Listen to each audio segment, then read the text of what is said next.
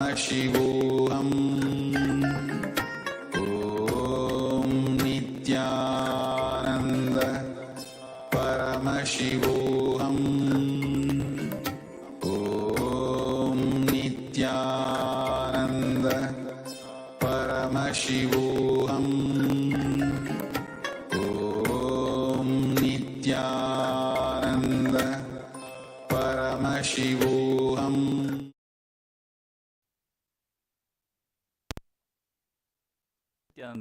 We welcome all the Paramashivoham Level 3 participants to the first session of the day, Nithyananda Yoga. Please get ready for the yoga session. We are going to perform the Dvitiya Vinyasa Krama, the 308 asana sequence. Place your yoga mats down, apply Vibhuti and Kumkum. All the male bodies, please remove your upper cloth and apply the Vibhuti on the 16 places all over your body. Wear your Rudrakshamala, your Abharanam, and prepare your Panchapajam and Udani, 1 cup with a spoon with some water for the ritualistic cleansing. Settle down on the mat, we're going to start the session very soon.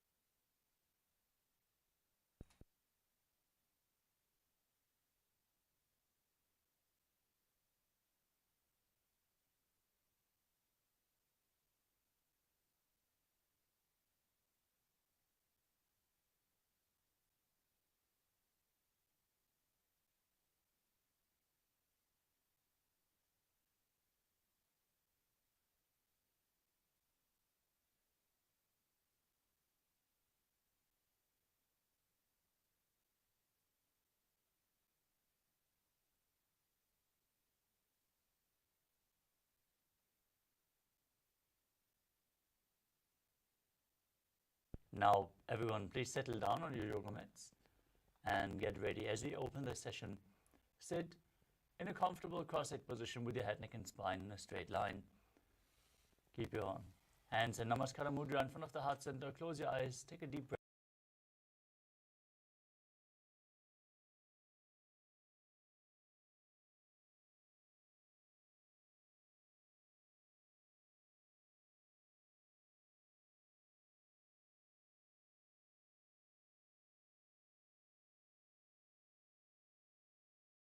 एकं नित्यं विमलमचलं सर्वधी साक्षिभूतं भावातीतं त्रिगुणरहितं सद्गुरुं तं Namami. Next, we will invoke Paramashiva's presence by chanting the Shiva Mula mantra, Om Ham Ham Shivaya Namaha, 11 times. Please follow along internally as we chant the mantra. Om Ham Hom Shivaya Namaha. Om Ham Hom Shivaya Namaha. Om Ham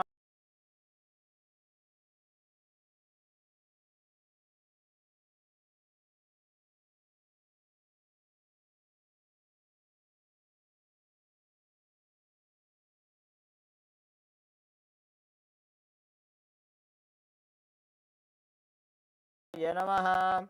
Om Ham Hom Shivaya Namaha. Om Ham Hom Shivaya Namaha. Om Ham Hom Shivaya Namaha.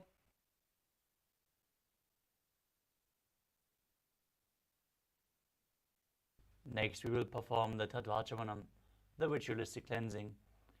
Now, take your Panchapatram and Udani. Keep your right hand in the Gokarna Mudra, in the shape of a cow's ear, like our acharyas are demonstrating. Take one Udani of water and pour it into your right palm.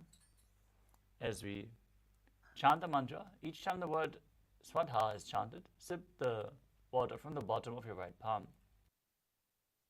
We are going to repeat this process thrice.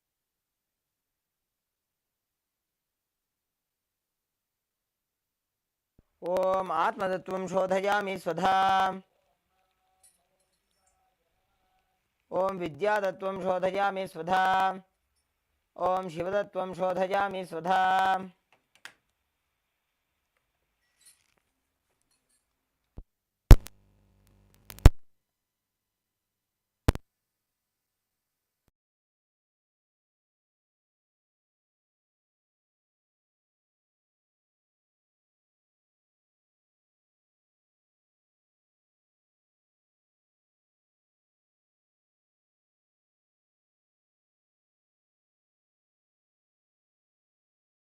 Lower lip with the index, middle and ring finger joined together. Wash your hand again. With the index finger and thumb joined together, touch your right nostril and your left nostril. With ring finger and thumb joined together, touch your right eye, right ear and left ear. Wash your hand again. With the little finger and thumb joined together, touch your navel, your right chest and your left chest. And with all the fingertips joined together, touch the crown of your head, the right shoulder, the left shoulder and the heart center. Now wash your hands once more. Place the right hand over top of the left. Place your hands on the right thigh and set the sankalpa, your conscious declaration, what you want to manifest in today's Nithyananda yoga session as we chant the sankalpa mantra.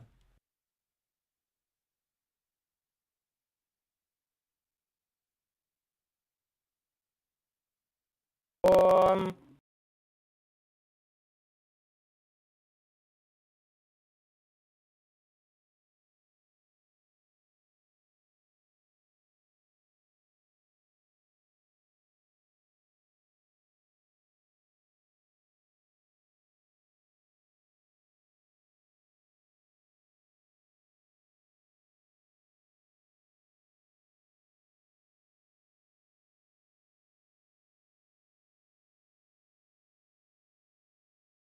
Rishyam.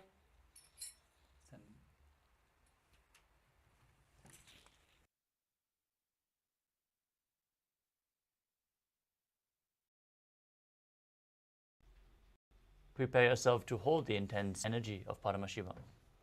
Pranayama, the breathing techniques. Cleaning your nadis by infusing intense prana into the system and gaining control over the movement of the energy. Mudra, the energy circuits performed with your fingers, limbs and various other parts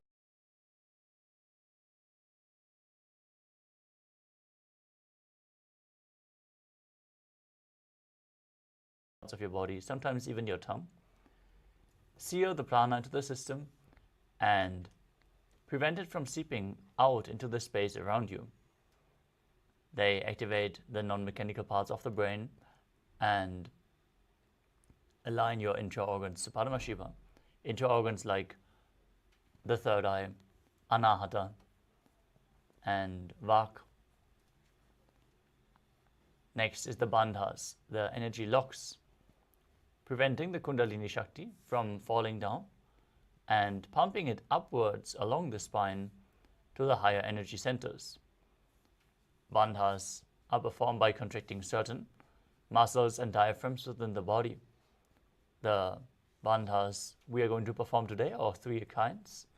The Mula Bandha, the root lock, contracting the perineal floor and pulling it up along the spine. Under the section Bandha on the left, you will see the Mula Bandha as a red circle with an upward pointing arrow. The Uddiyana Bandha, the stomach lock, as you pull your stomach in and up, contract your stomach muscles above and below the navel and pull your stomach inwards, pumping the prana up along your spine. Uddiyana Bandha will be represented by a yellow arrow with an in and upwards pointing arrow. And the final bandha is the Jalandhara Bandha, the throat lock, tucking your chin to the chest and internally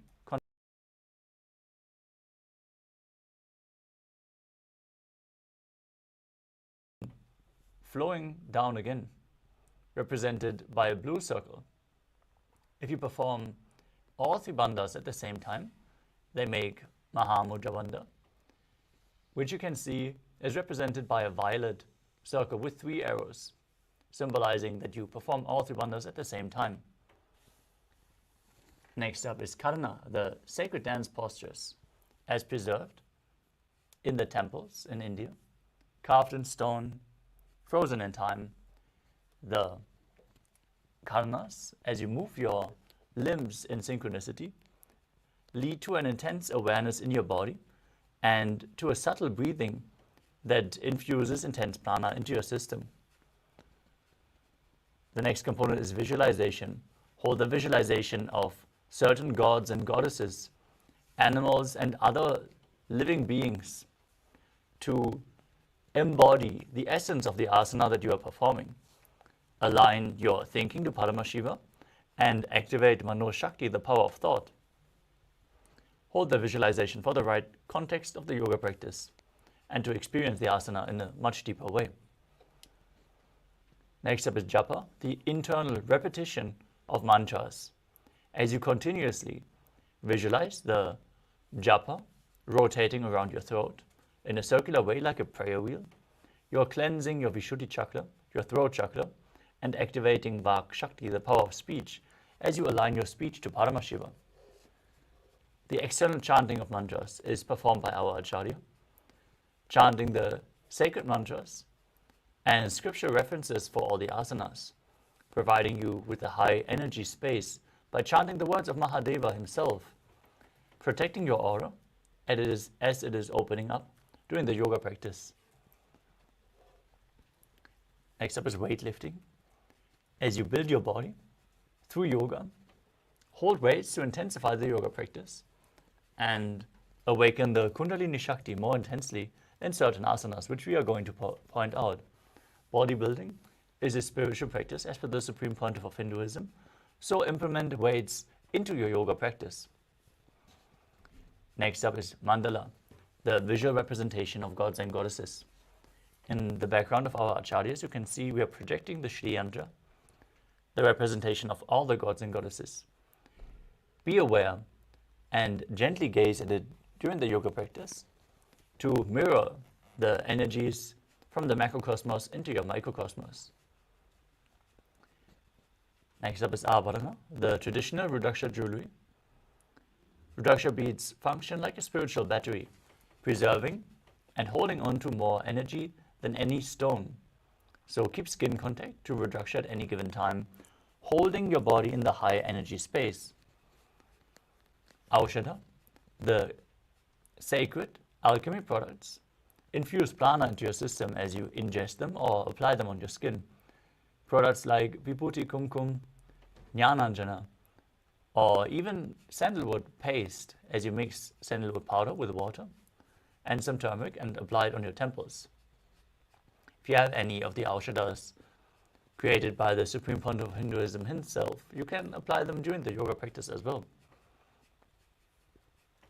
Finally, we have the Diksha, the Shaktipada, the entanglement, the spiritual connection to the enlightened Guru, and Avatar, which is infusing the intense energy into our system and enabling us to perform even the most complex postures immediately if we surrender to the connection.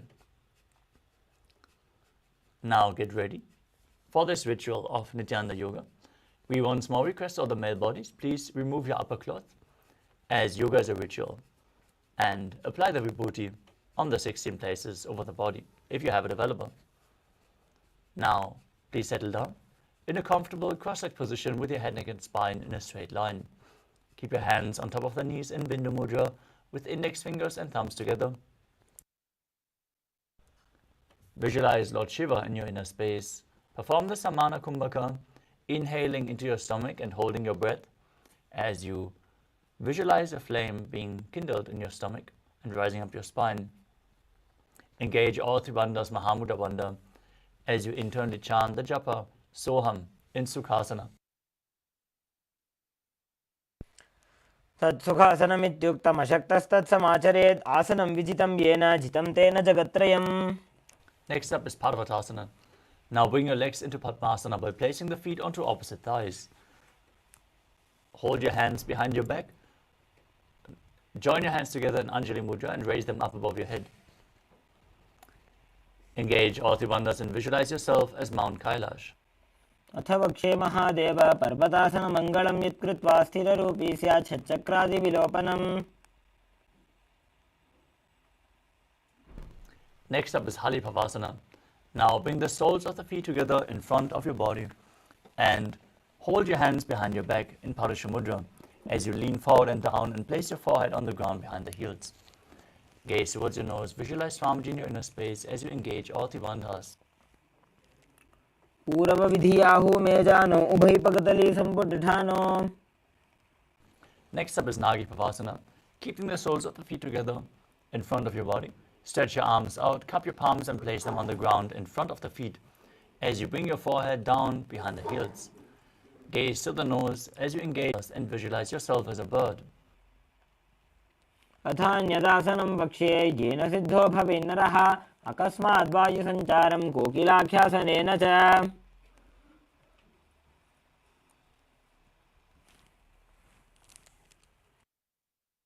Next up is Nithyananda. Now stack your knees and ankles. Hold on to opposite elbows. Start rotating your arms in a circle as you perform Mahamudra Bandha. Gaze to your nose and visualize Swamiji in your inner space and change the direction of the movement every once in a while. गोडावामाम्बादिकी आशमाहिली shows दक्षचरणको पारलौता परिकुल्फ समोज.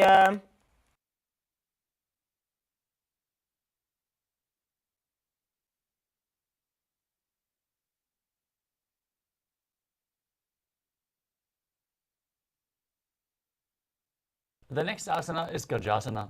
Now place your hands flat on the ground, shoulder width apart, and raise your hips up high. Now scoop your head and chest forward and down again and again as you visualize yourself as an elephant. Perform Uddiyana Bandha, the stomach lock, and move.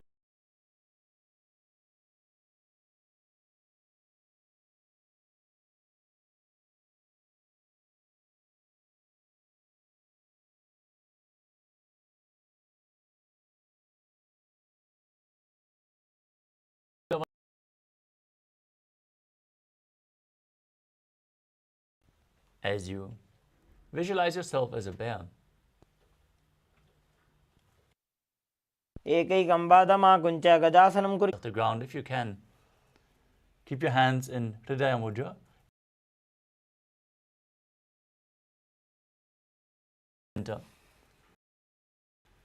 Now visualize Swamiji in your inner space as you perform Uddiyana Bandha and Mula Bandha.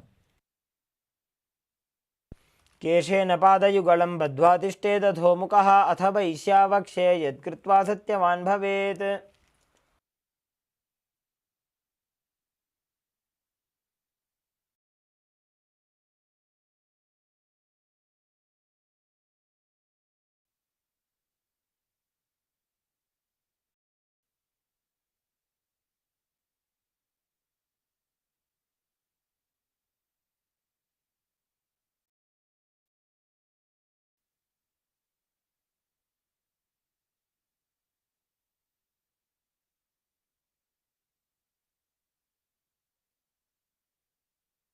Next up is Urdhva Janukarana. Now, stand in Adimandi posture. Heels together, toes pointing outwards and knees bent.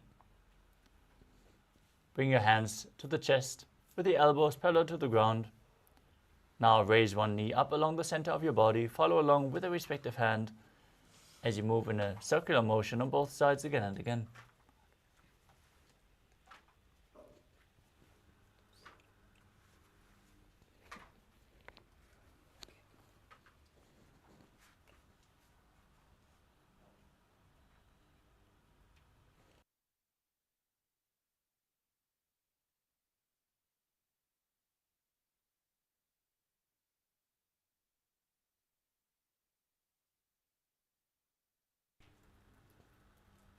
We want to complete with everyone for the technical issues. I hope the audio issues are fixed now. Please let us know in the chat. The next asana is Balalingasana. Now interlock your fingers from the outside in Sarva Shankari Mudra. Hold one knee and pull it in towards your chest. Engage all three wonders. Stand straight on the mat as you visualize yourself holding a baby.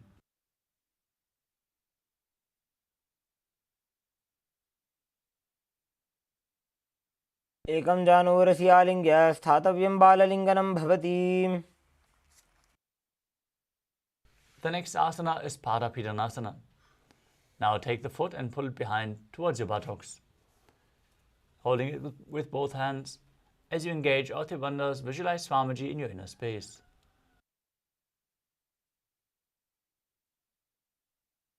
स्थित्वैकस्मिन् पादतले कराभ्यां वेष्टयेत्तनुम्.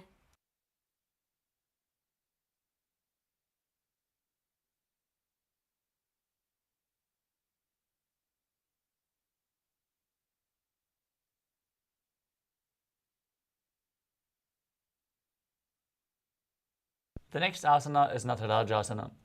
Now hold the sole of the foot from the inside and extend the leg back and up. Lean forward and down, extend the front arm with the hand in Bindu Mudra. Index and middle finger joined together. Now visualize yourself as Lord Nataraja as you perform the Mula Bandha. उत्तानपादं क्रौञ्चं च मरीचिं वीरभद्रकं नटराजं त्रिकोणं च सुप्ताङ्गुष्ठप्रसारणे. Now stand on the other leg. Pull the other knee in towards your chest. Engage your Bandhas and visualize yourself holding a baby in Balalingasana on the other side. एकं जानूरसि आलिङ्ग्य स्थातव्यं बाललिङ्गनं भवति. Now repeat Parapidanasana. On the other side, pull the other foot in towards your buttocks and visualize Swamiji in your inner space. स्थित्वैकस्मिन् पादतले कराभ्यां वेष्टयेत्तनुं पृष्ठे संस्थाप्य यत्नेन पादपीडनमासनम्. Next up is Natarajasana. On the other side, hold the sole of the foot, kick it back and up while leaning forward, with the opposite hand extended in Bindu Mudra, visualizing yourself performing the cosmic dance as Lord Nataraja. उत्तानपादं क्रौञ्चं च मरीचिं वीरभद्रकं नटराजं त्रिकोणं च सुप्ताङ्गुष्ठप्रसारणे. Next up is Ardha Chidakarana. From Adimandi posture, heels touching, toes pointing outwards and knees bent. Step the right foot behind the left. Bring the left hand to the chest and swing the right arm back and forth like a pendulum. Gracefully move your fingers one by one. As you place the right hand over your nose and cross your ankles, step the left foot behind and repeat the movement on the other side.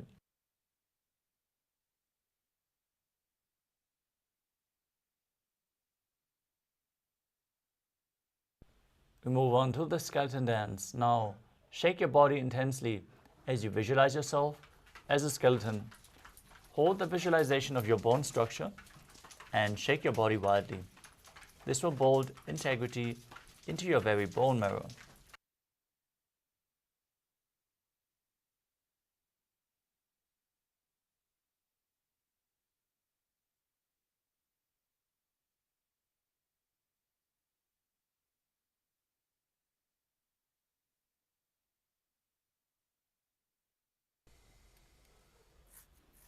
Please let us know if the video issues are fixed now as well. Thank you for your patience. We're going to continue now with the next asana of the sequence, with the next karana, Katyachina karana. Now stand in Alimandi posture.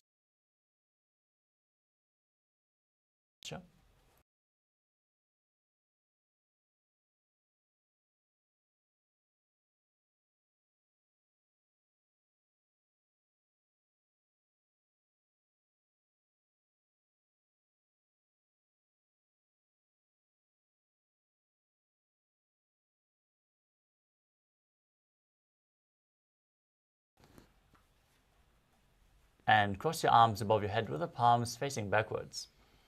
Now turn your hips to one side, open up your arms above your head, cross the arms back, return to the center, and repeat the movement on both sides again and again.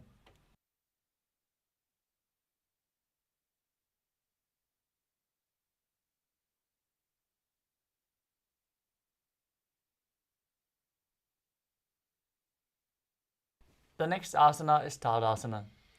Now stand tall on the tips of your toes.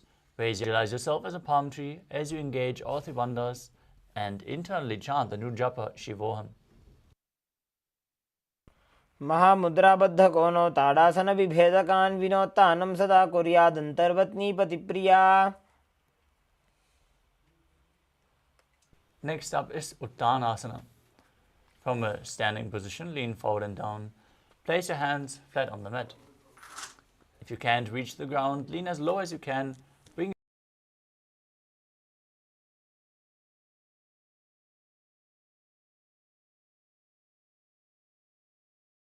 आसन विभेदकान् विनोत्तानं सदा कुर्यादन्तर्वत्नीपतिप्रिया. Now place your hands flat on the ground, shoulder width apart, and step your feet.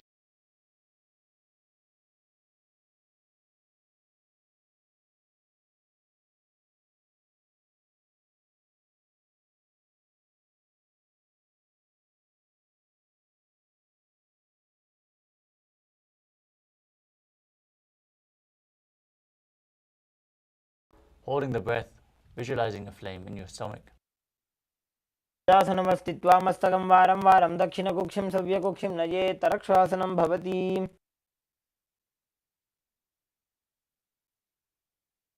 Now lower your body down onto your stomach, keep your hands by the side of your chest, and raise your head up using the strength of your lower back. Don't push yourself up. Lift yourself up by the strength of your back. Perform the Bhujangani Mudra.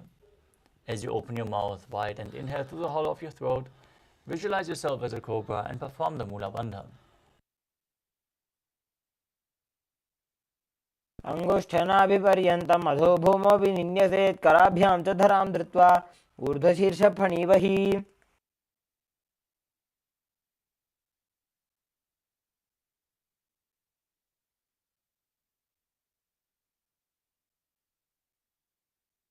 The next asana is Shashasana. Now push your body up, back into the plank position.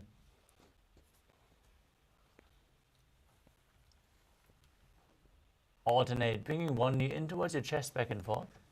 As you visualize Swamiji in your inner space, breathe calmly through your nose in Sahajra Kumbhaka, leading the prana along your spine, keeping control of your breath independently from your body movements. Be in control of your breath in Sahajra Kumbhaka as you perform the Mula Bandha.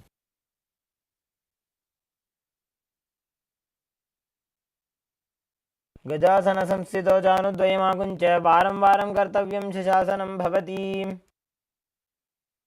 Next up is Rathasana. From a tall plank position, step one foot in between the two hands and jump the foot back as you exchange the position of your feet again and again. Visualize yourself as a chariot as you perform the Mula Bandha. संस्थितो एकैकं पादं पुरोमार्गेण भ्रामयित्वा कर्तव्यं रथासनं भवति. Next up is Viravatrasana. As you keep one foot flat on the ground with the toes pointing forwards and the knee bent at a 90-degree angle. Extend the other leg straight back and keep the toes pointing outwards. Gaze to your third eye. Raise your arms up parallel above your head as you visualize yourself as Lord Viravatra. Perform Uddiyana Bandha and Mula Bandha.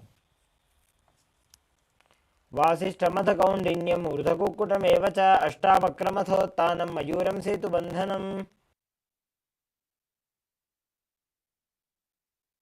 Now exchange the position of your feet. Keep the other foot forward and the knee bend as you raise your arms up. Visualize yourself as Lord Virabhadra with 8 arms in Virabhadrasana on the other side. वासिष्ठमथ कौण्डिन्यमूर्धकुक्कुटमेव च अष्टावक्रमथोत्थानं मयूरं सेतुबन्धनम्.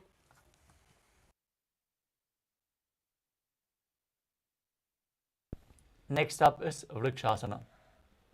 Now raise one foot up towards the inner opposite thigh. Join your hands in Anjali Mudra and raise them up above your head. Engage Uddiyana Bandha and Mula Bandha, stomach and root log, as you visualize yourself as a tree.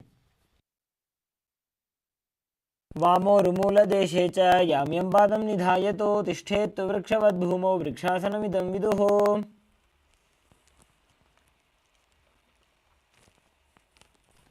Next up is Garudasana. Now bring the raised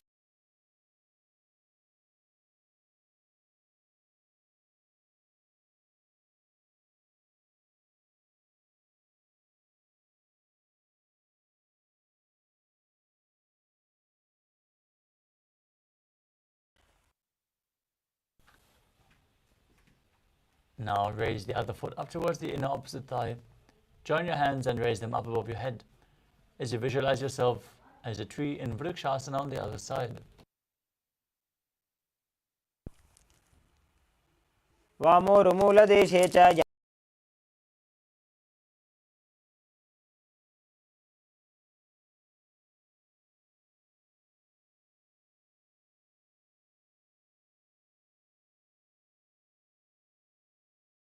And visualize yourself as Lord Garuda with big wings on your back. गरुडासनमावक्षे येन ध्यानं स्थिरं भवेत् सर्वदोषाद् विनिर्मुक्तो भवतीह महाबली. Next up is Trikonasana. As you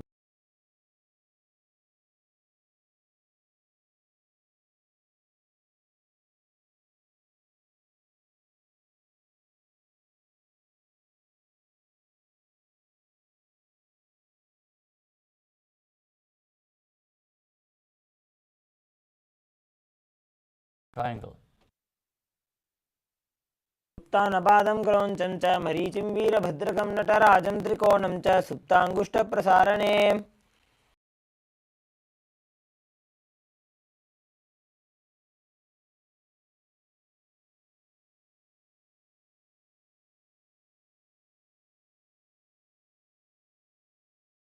Raise one heel off the ground and place your hands in front of the heart center with the palms facing each other. Now stomp the raised heel to the ground, lift the other heel up as you exchange the position of your hands again and again.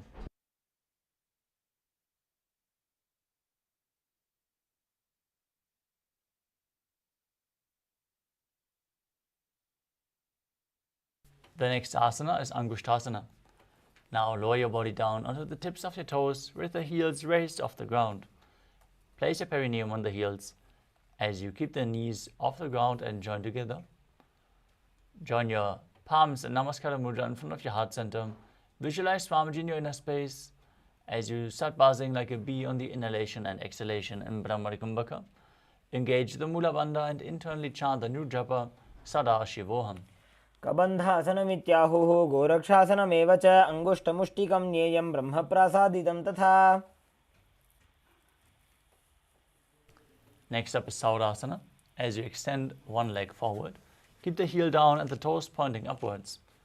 Keep your hands at the side of your body with the palms facing forward, fingertips just touching the ground. Visualize Swamiji in your inner space as you perform the Mula Bandha. प्रसार्यैकं पादतलं संस्थाप्य त्वेकपादकम्. Next up is Vidhunanasana. From the same position, lean forward and down. Hold onto the big toe of the front foot in Prana Mudra with index and middle finger. As you hold the back heel with the other hand and visualize Swamiji in your inner space. गुल्फस्थितो पादमेकं प्रसार्य तत्पादाग्रं संस्पृशेत् तत्करेण. Now step the other foot forward and repeat Saurasana on the other side. सार्यैकं पाद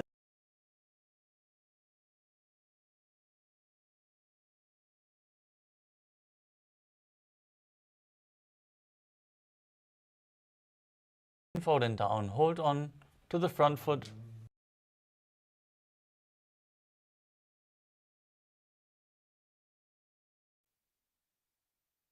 गुल्फस्थितो पादमेकं प्रसार्य तत्पादाकरं संस्पृश्य तत्करेण गुल्फं चान्यं धारयेत् तत्करेण धूलं पीठं चाभ्यसेच्चोभयत्र.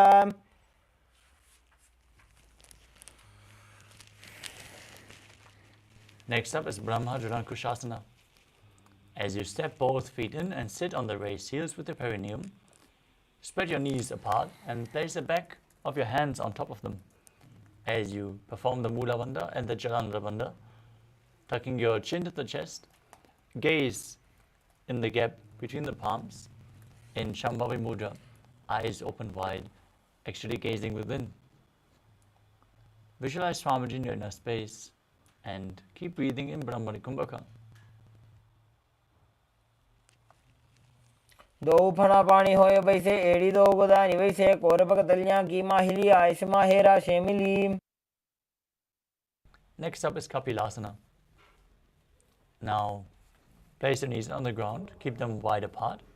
As you sit down on raised heels with the toes tucked, keep your hands on the knees. Gaze to your nose and visualize yourself as Sage Kapila Muni as you perform Uddiyana Bandha and Mula Bandha. उभय पगतली समठारावे तिनकी माहिली core मिलावे.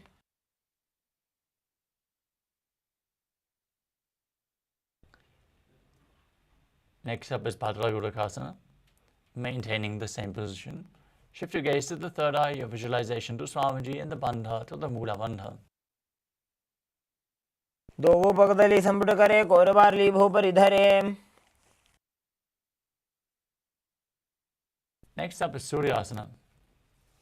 Now, raise your knees off the ground, bring the soles of the feet together with the heels touching. Sit on the heels as you join your thumbs and little fingers and open up your palms resembling a lotus flower in Padma Mudra. Raise your arms up above your head and gaze through the gap between the palms as you visualize Lord Surya in your inner space and perform Uddiyana Bandha and Mula Bandha.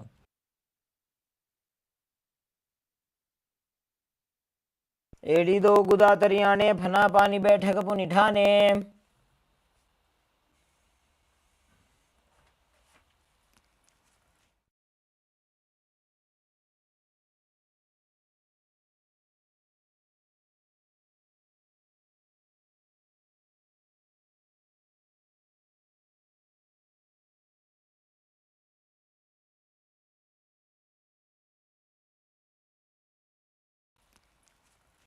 Next up is Mandukasana.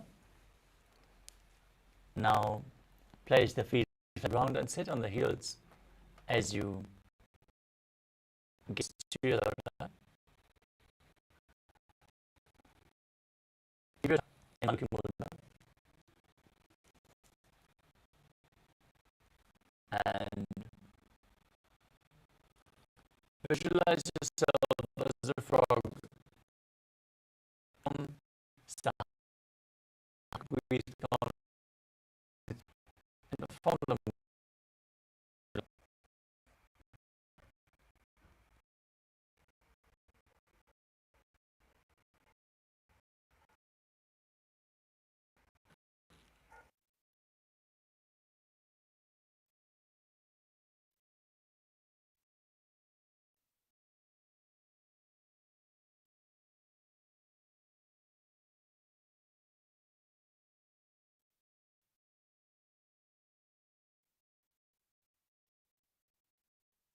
pressed against the palate of the mouth in Manduki Mudra.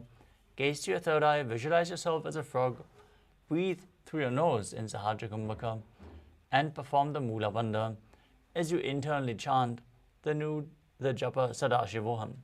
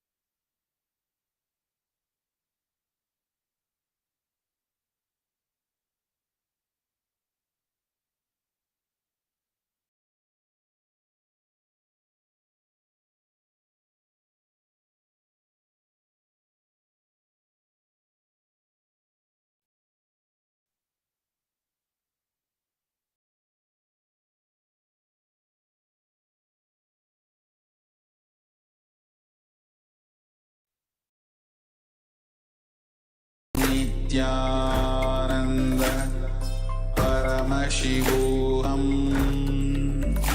Om Nithyananda Paramashivoham Om Nithyananda Paramashivoham Om Nithyananda Paramashivoham Om Nithyananda Paramashivoham Om Nithyananda Paramashivoham Om Nithyananda Paramashivoham Om Nithyananda Paramashivoham Om Nithyananda Paramashivoham.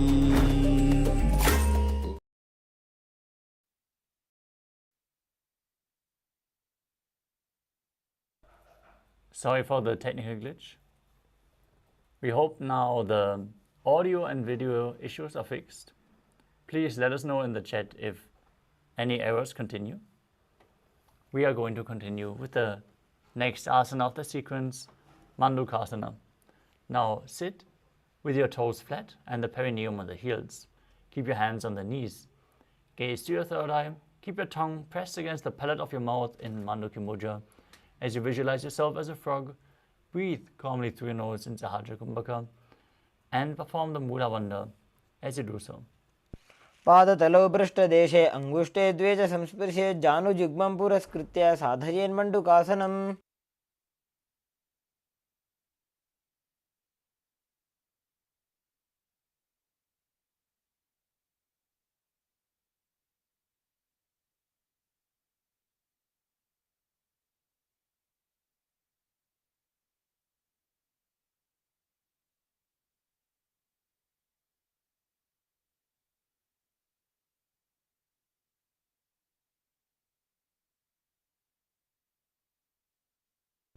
Next up is Uttana Mandukasana.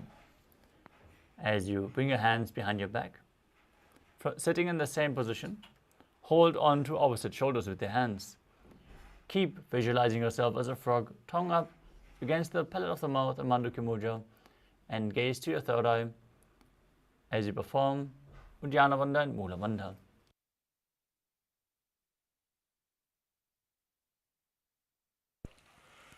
मण्डुकासनमध्यस्थं कूर्पराभ्यां धृतं शिरः एतद्भेकवदुत्तानमेतदुत्तानमण्डुकम्.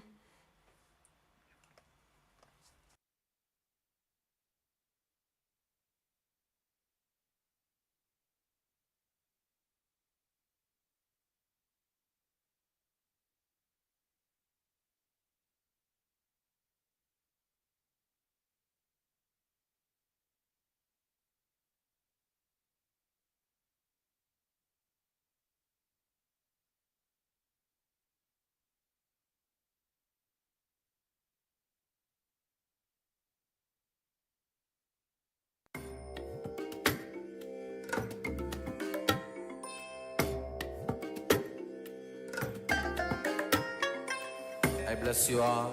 Let you all open all your three eyes and manifest the powers of Mahasadashiva. Om Nithyananda Paramashivoham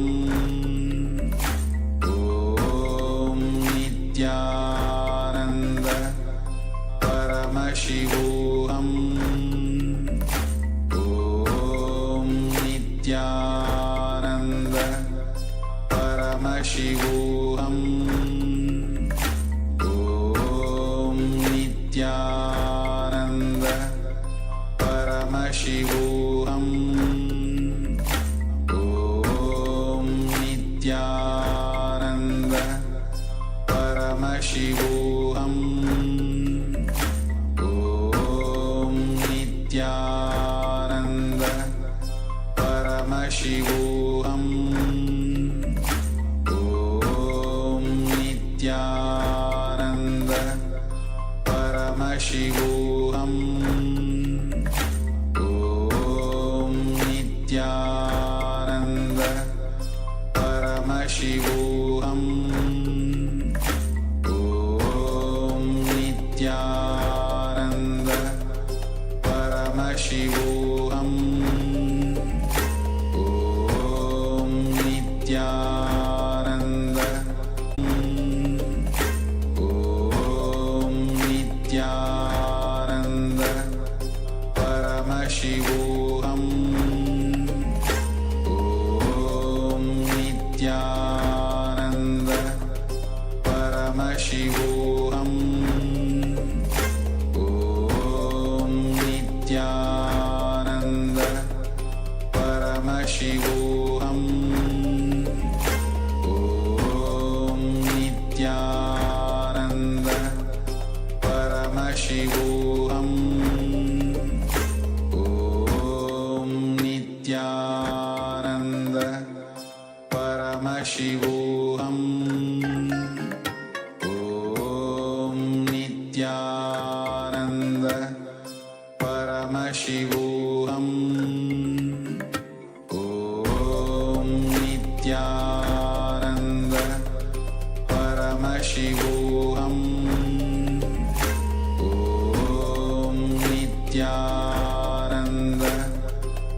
Paramashivoham Om Nithyananda Paramashivoham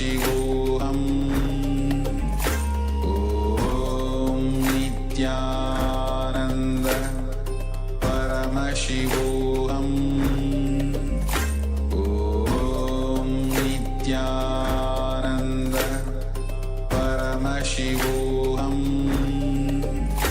Om Nithyananda Paramashivoham Om Nithyananda Paramashivoham Om Nithyananda.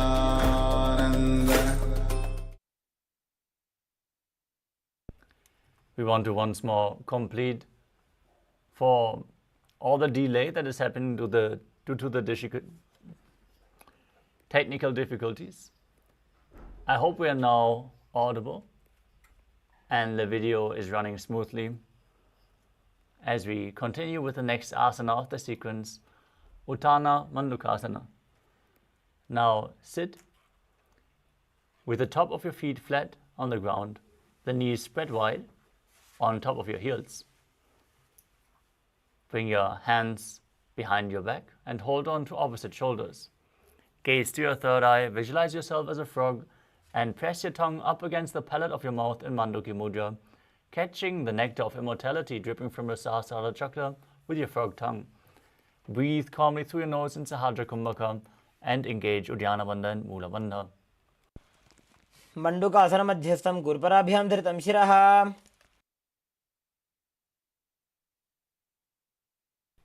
Next up is Simhasana.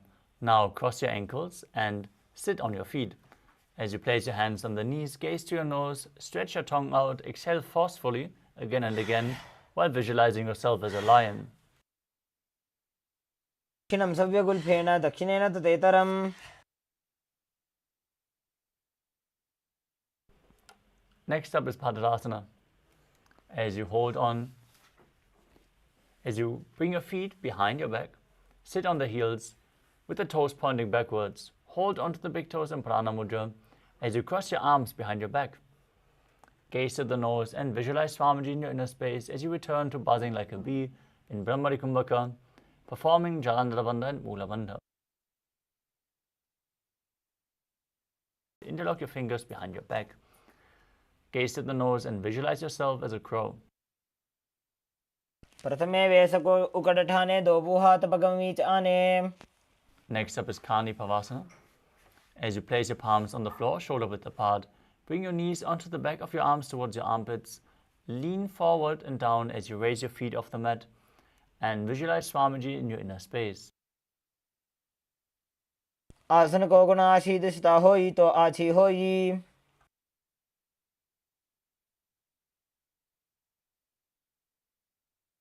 Asana is Kapali Asana. Now, this is going to be the first inverted posture of the sequence. So take any precautionary measures if you have any upper back or neck injuries or high blood pressure. If you need support in performing this asana, you can lean against the wall or ask a partner to aid you. Now place your hands flat on the mat, shoulder width apart. Bring the crown of your head onto the mat, forming a triangle between your head and your hands. As you bring your knees onto your arms, शीशा धरती टेकी पकड़ो भूमि लिबा ऊंचा करे।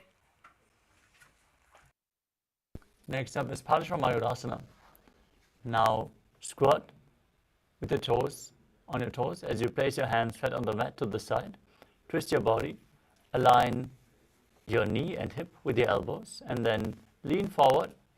Find balance and lift your body off the mat as you extend your legs. कुर्यान् मायूरं दण्डनामकं कुर्यान् मायूरं पार्श्वाभ्यां मायूरपार्श्वनामकम्।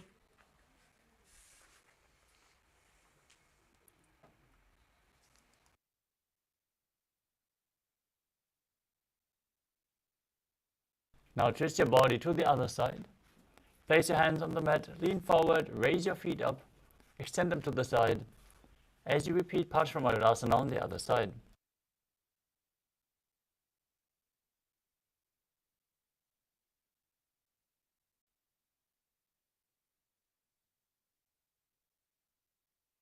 The next asana is Bhagavan. From Tadakshvasana, the plank position, step one foot outside the shoulder in between the two hands. Gaze up towards your third eye. Visualize yourself as Lord Kala Bhairava, the Lord of Time. As you perform the Mula Bandha, push your hips forward and breathe in Vajaka Kumbhaka hands. As you gaze to your third eye and visualize yourself as Lord Kala Bhairava in Bhairaganatthasana on the other side.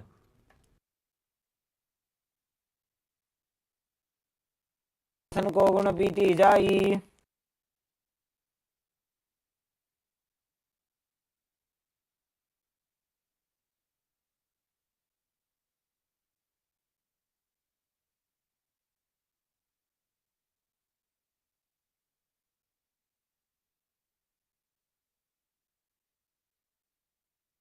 Next up is Unmukha. भून्यस्तौ जानुनी हस्तौ चतुष्पदमवाङ्मुखम्।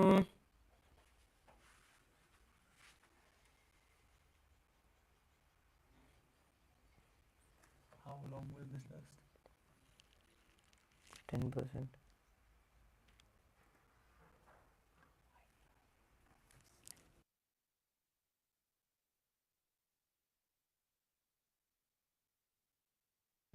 Next up is Vashishthasana. From कुक्कुटवासिष्ठमरीचहलमत्स्यकम्।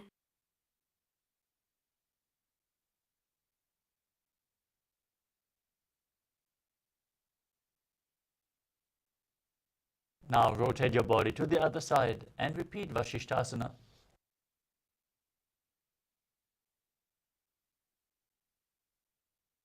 ऊर्ध्वकुक्कुटवासिष्ठमरीचहलमत्स्यकं परिवृत्तिं चोदरस्य विविधं धनुरासनम्।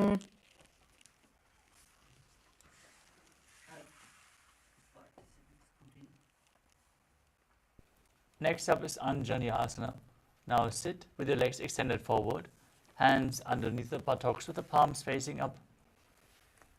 Gaze to your nose as you visualize yourself as Lord Hanuman and perform Jalandhara Bandha and Mula Bandha.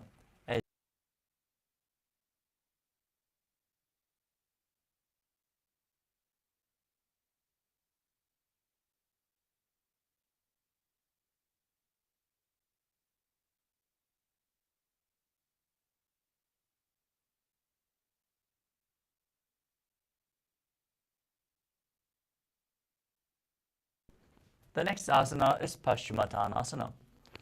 With the legs extended forward, lean forward and down from your जानु परिललाटन्तो पश्चिमं तानमुच्यते। Next up is Ugrasana. With the legs forward, interlock your fingers behind your head in Parashamudra. Then lean forward and down, bring your head towards the knees. As you visualize Kali in your inner space, engage all three bandhas.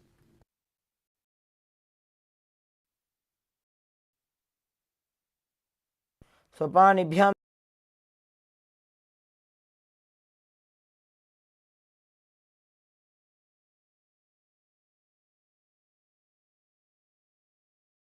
दृढं धृत्वा जानुपरि शिरोन्यसेत्. I bless you all. Let you all open all your three eyes and manifest the powers of Mahasadashiva. Om Nithyananda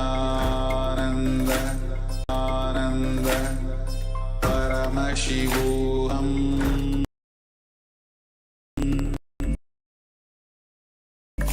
Om Nithyananda Paramashivoham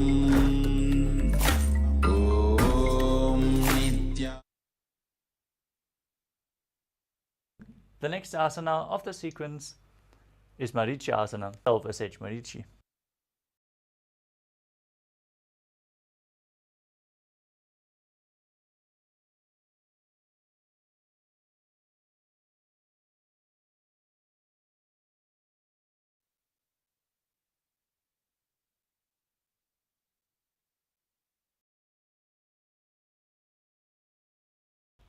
Gaze to your nose. Exhale fully. Visualize Swamiji and perform Mahamudra Bandha, all three bandhas, in Mahamudrasana. Just behind your back.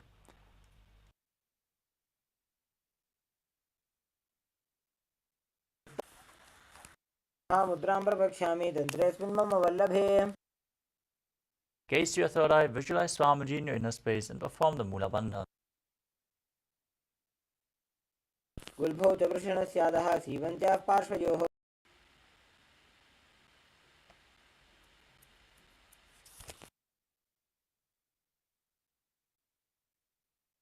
Next लिङ्गुदरे. Next up is Midaki Pavasana. Extend your feet out. Keep the heels together. Asana. As you keep the toes together and the heels apart, bring your arms below the shins with the palms facing up. Bring your chin on the ground in front of the feet with your toes touching your throat. As you visualize Lord Surya in your inner space.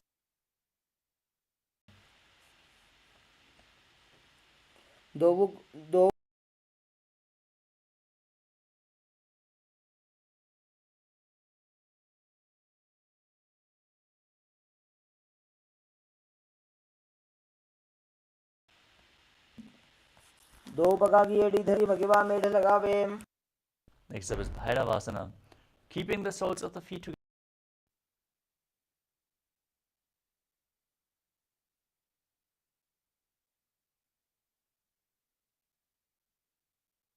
दो पगदली संपुट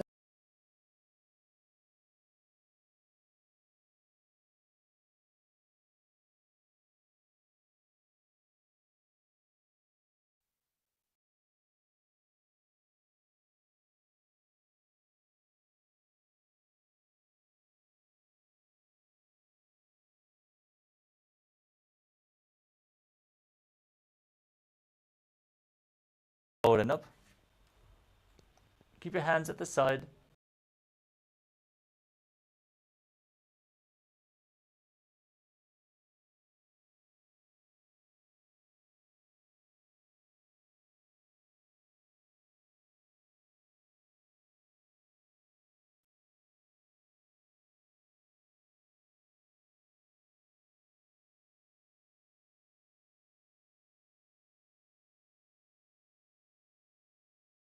Take your knees in front of the body.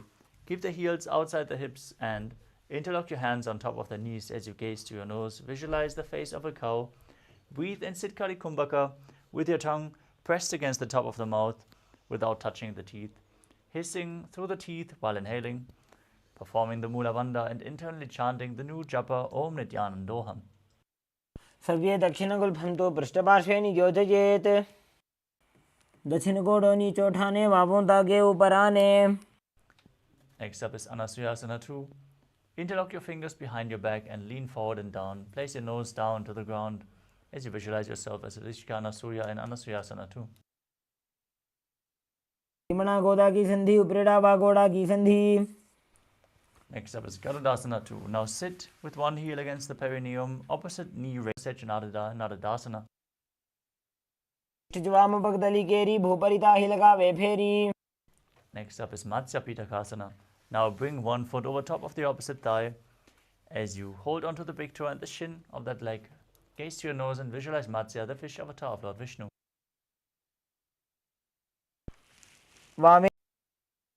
Now repeat Anasuyasana.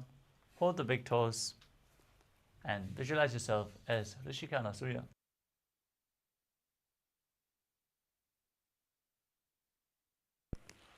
दक्षिण गोड़ नीचे उठाने वापों ताके ऊपर आने. Repeat Anasuyasana 2 by interlocking your fingers behind your back, leaning forward and down, and visualizing yourself as Rishika Anasuya. जीमणा गोदा की संधि उपरेड़ा वा गोड़ा की संधि. Now place the other perineum against the heel. Now repeat Nadadasana on the other side. Raise your perineum on the heel, interlock your fingers behind your neck, twist your elbows outside the knee. वाम पगदली केरी भूपरिता ही लगावे फेरी. Now repeat Matsya Pitakasana. Place the other foot on the opposite thigh, hold onto the shin and the big toe. वामेन वामांगुष्ठन्तो गृहीतं मध्य पीठकम्. The next asana is Matsyendrasana. Extend your legs forward. Place one foot on the opposite thigh.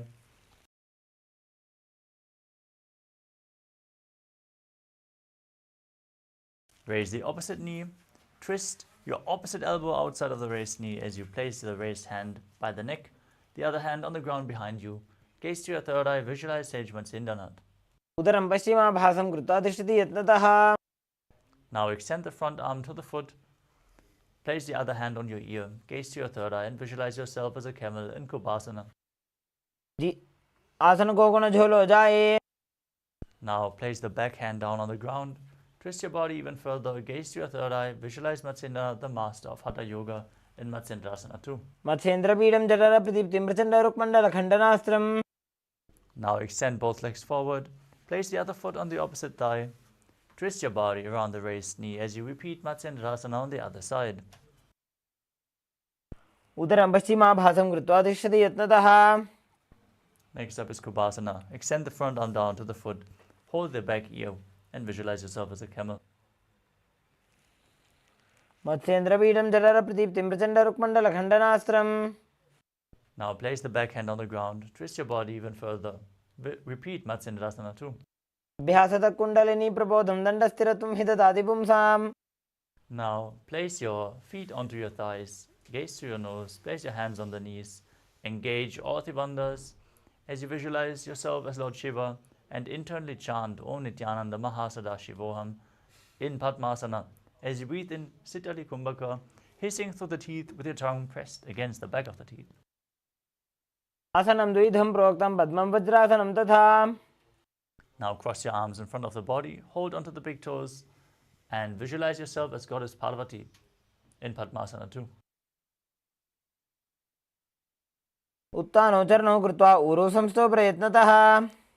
From Padmasana, bring your hands in between the legs. Place them flat on the mat as you lift your entire body up. And visualize yourself as a rooster, calmly breathing in Sahadra Kumbhaka in Kukutasana. पद्मासनं सुसंस्थाप्य नान्वोरोरन्तरे करौ. From Padmasana, raise onto your knees. Place the hands on the mat with the fingers pointing back. Balance on your elbows, with the elbows pressed against your navel as you lift your knees off the ground and visualize Swamiji in your inner space in Bandha KAILΑSA. धरामष्टपकरद्वयेन तत्कूर्परि स्थापितानाभिपार्श्वः. Now extend your legs back and keep your hands flat on the mat, fingers pointing back as you lean onto your elbows, find balance and lift your legs straight off the mat in Mayurasana, visualizing yourself as a peacock. अथ पक्षे Mahadev मयूरासनमुत्तमम्. Next up is Makarasana. Lay down flat on your stomach, interlock your fingers behind your neck, place your forehead on the ground and keep the toes pointing outwards with the heels down on the mat. Visualize yourself as a crocodile in Makarasana. अध्यासशेते हृदयं निधाय भूमौ च पादौ च प्रसार्यमानो. Next up is Shalabhasana. As you lay on your stomach with the hands by the side of your chest, raise your entire legs off the ground by the strength of your lower back. Visualize yourself as a locust. अध्यासशेते करयुग्मवक्षौ भूमिमष्टभ्यकरयोस्तलाभ्याम्. Next up is Ushtrasana. Now hold onto your feet and pull them outside the hip, down towards the ground, as you visualize yourself as a camel.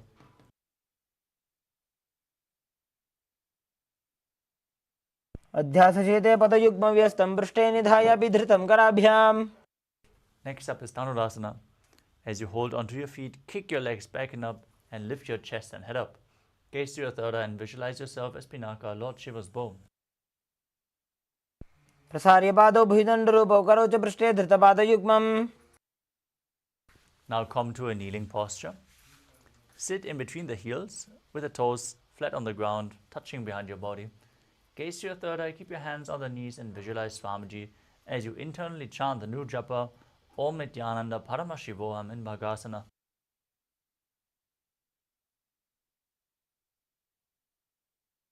उल्टा मोड़ी पादौ वैसे बहुरो जुगति करे कैसे. Next up is Gohi Asana, another inverted posture. Now place your forearms on the ground, interlock your fingers, and place your head on the mat. As you hold it with your hands, walk your feet forward, raise your hips, and then lift your legs off the mat. Pull your knees in towards your chin as you gaze to your nose and visualize Swamiji. दो हाथ की कोहनी जोई पुनः कलाई जाने दोई. Now extend your legs up straight into Shirshasana in a headstand posture. Gaze to your nose and visualize Swamiji as you perform the Mula Bandha. विपरीतं मण्डलं च द्विधैव विदितं हिनः.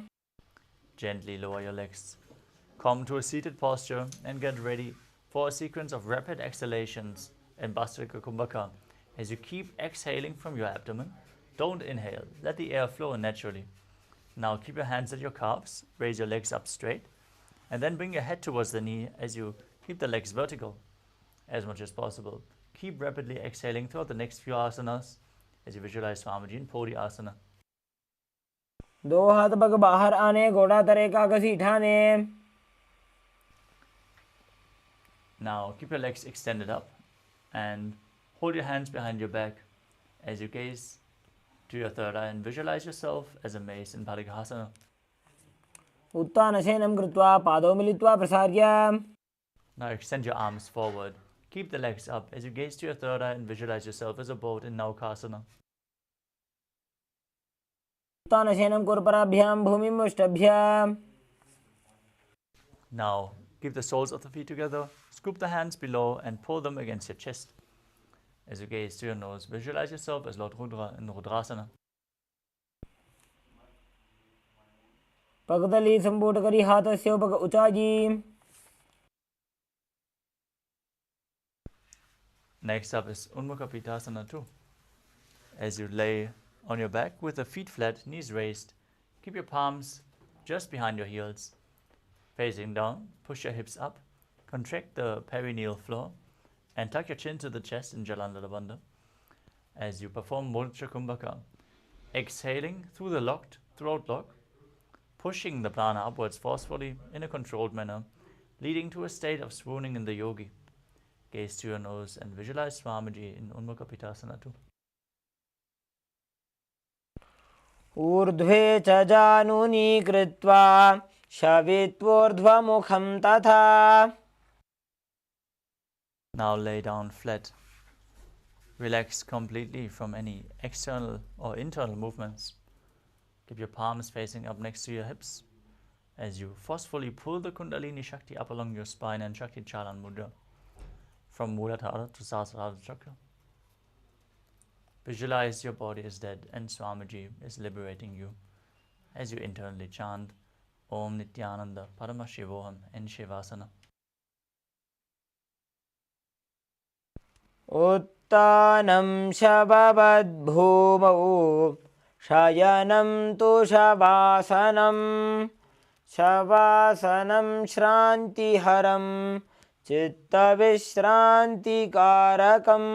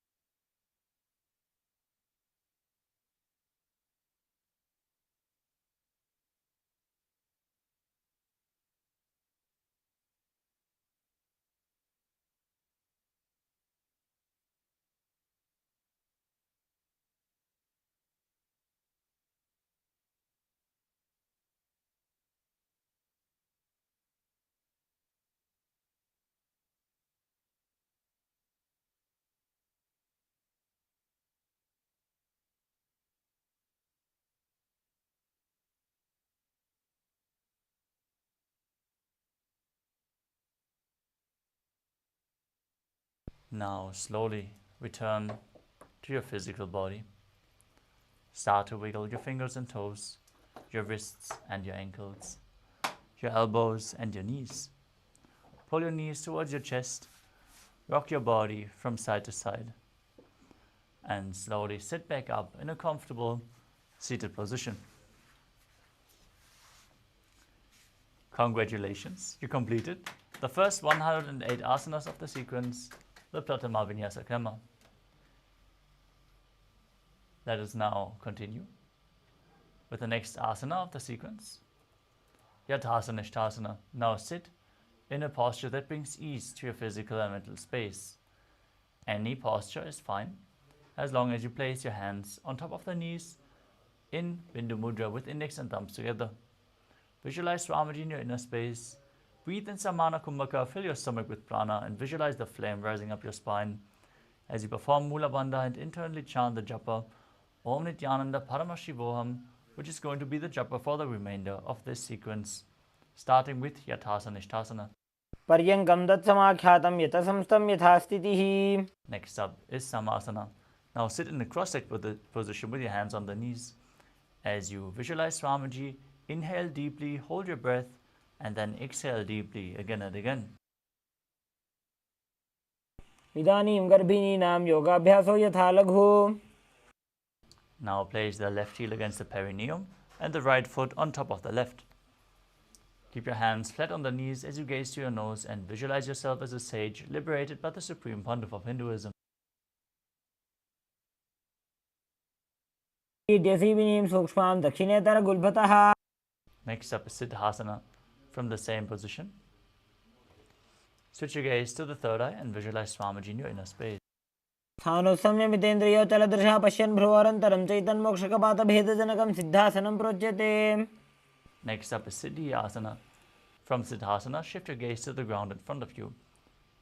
Maintain the same position and visualize Swamiji in your inner space as you engage all three bandhas, Mahamudra Bandha.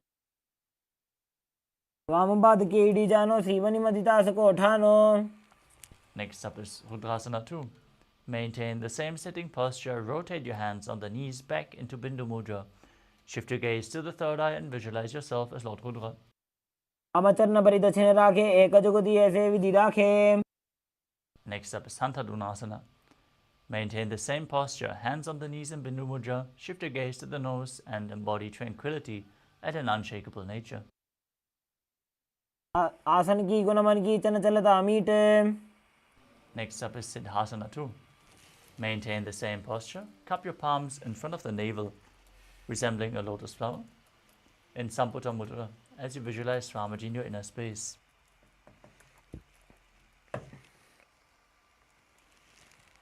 ऋजुकाय समासीना सिद्धासनमुदीरितम्. Next up is Bandha Yoni Asana.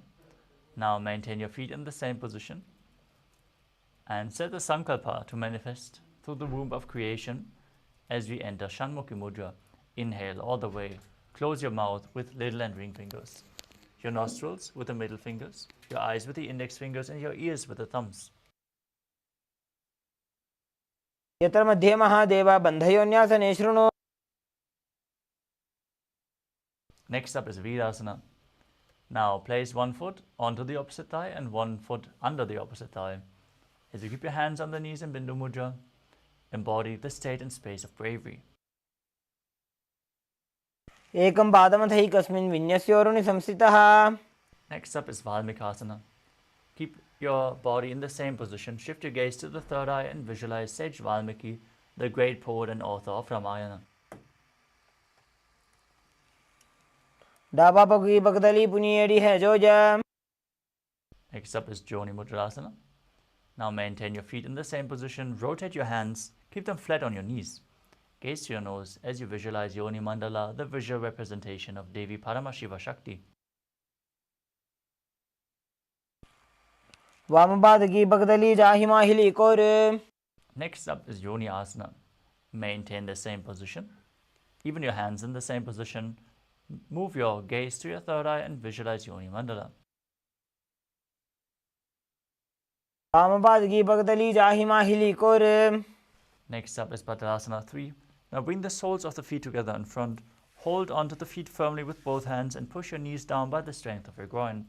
Visualize yourself as Lord Veerabhadra. Perform Dhyana Bandha and Mula Bandha in Bhadrasana 3. गुल्फौ च वृषणस्य अधः सीवन्त्याः पार्श्वयोः क्षिपेत्. Next up is Aghorasana. As you keep the soles of the feet together, heels against your perineum, press your tongue up towards the third eye, against the palate of the mouth, or if you can get it higher through the nasal tract, push it all the way up as you place your right hand over your mouth. Close your left nostril with the index finger. Inhale through the right nostril. Close both nostrils, hold your breath. Exhale through the left nostril and repeat on the other side in Abhyantara Kumbhaka as you gaze to your third eye and visualize yourself as an Aghori in Aghorasana. पूर्व को हो भिश्रिका जोगी वाही विधि जोगी जैसो जी. Next up is Kanali Pavasana. As you bring the feet together in front, with the toes together and the heels apart, place your elbows on your heels. Lean forward, rest your chins on your hands as you perform Uddiyana Bandha and Mula Bandha. Gaze to your nose, exhale fully, hold your breath in Adhijaka Kumbhaka and visualize yourself as a female elephant drinking water. ग्वाली पाव आसन कख्यो है जैसे Yahoo में जाने विधि तैसे. Next up is Padasana. As you sit with the knees raised, bring your arms between the thighs and calves. Interlock your fingers in front of the shins as you gaze to your nose and visualize Swamiji in your inner space. ध्वम्रेचयेद् वायुं मृदुनिश्वास संयुतम्.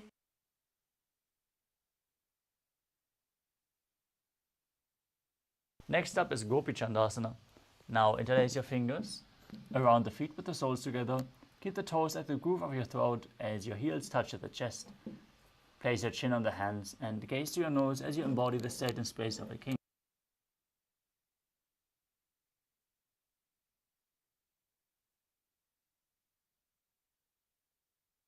Next up is Uddarasana. As you sit with the soles of the feet together, scoop your hands below the feet and hold the feet from the top with the fingers interlocked. Place your chin on the soles of the feet as you gaze to your nose and visualize your body free from any defects in Uddarasana. उपकदले संपुटटाने उभयहस्तकरयोर्दहिताने. Now raise your feet up higher in front of your face from the same position. Keep your interlocked fingers in front of the forehead. Visualize yourself excelling in everything in Vishishtasana. दो उपकदली जोड़ी संपुट कर.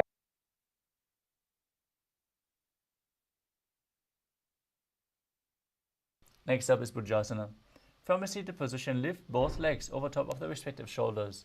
Bring your arms underneath the legs and up, interlacing your fingers around the back of your neck. Visualize yourself as a cobra in Bhujasana.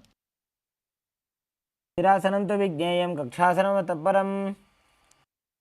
Next up is Kalyanasana.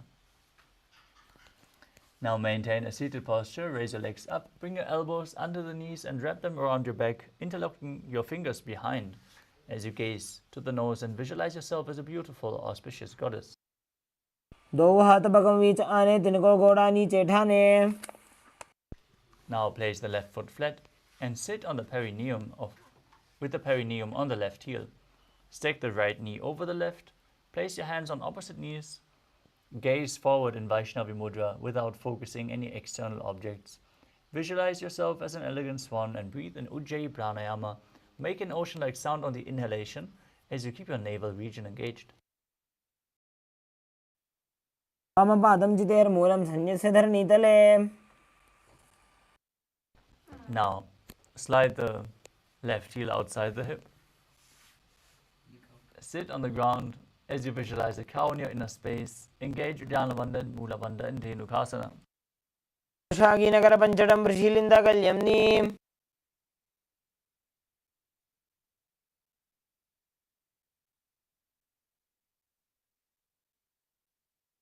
Next up is Machandravasana. Now place the right foot on the left thigh and the left foot on the right knee. Bring the left hand behind your back, reach for the opposite thigh. As you place your hands on opposite thighs, twist your spine, gaze to your third eye and visualize Swamiji in your inner space. वामजङ्घपरिदक्षिणटाने वामहस्तभिष्ठेति स आने. Untwist your spine, hold onto the big toes in Prana Mudra. As you lean forward and down, place your forehead on the mat in Machandasana 2. प्रथम जी मनो चरण जो जी वामजङ्घपरिराखे सो जी.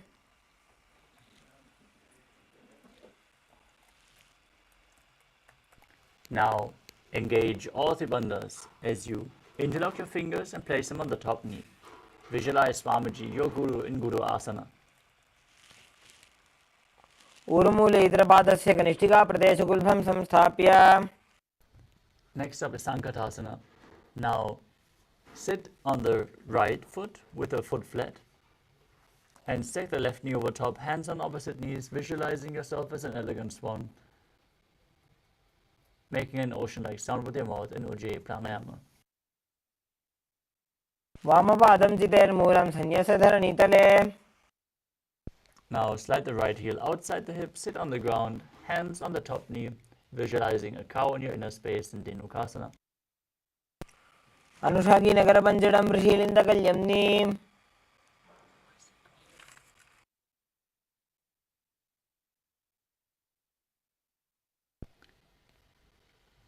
Now place the left foot on the right thigh and the right foot on the left knee. Bring the right hand behind your back. Hold on to opposite thighs as you twist your body. Gaze to your third eye and visualize Swamiji in your inner space in Machandasana on the other side.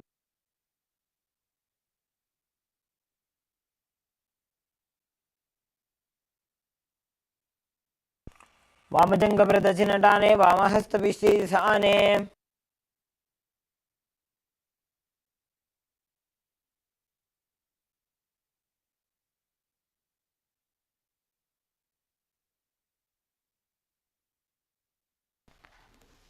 Now untwist your body, hold onto the big toes and lean forward and down in Machandasana 2.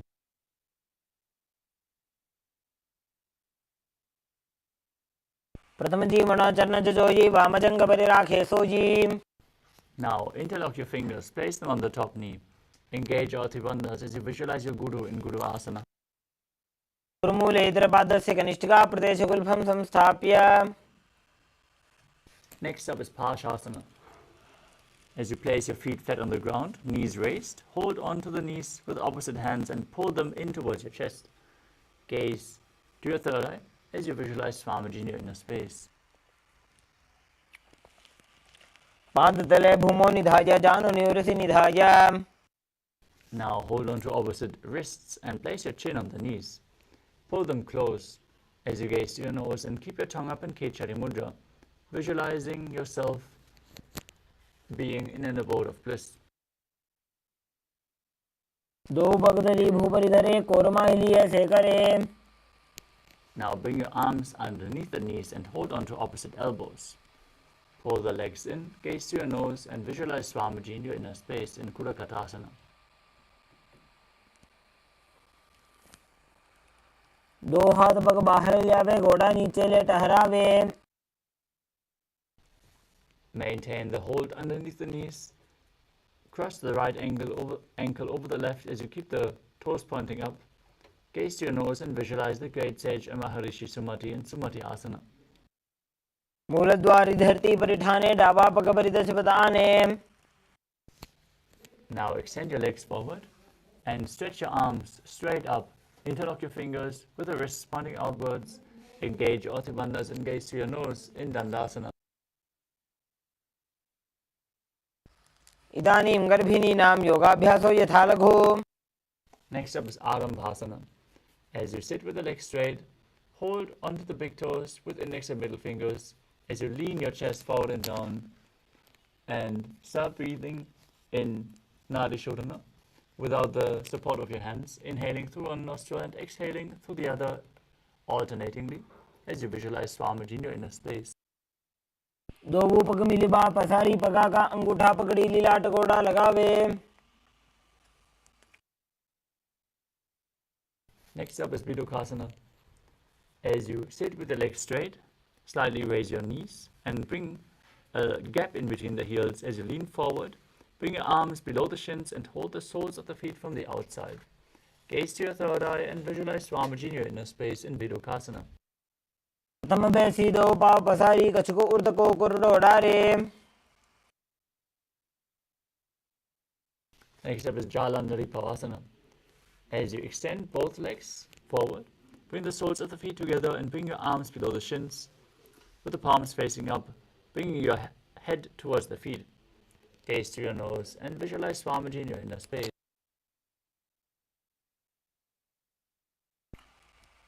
दो एड़ी mail के दीजिए हाथ पसारी.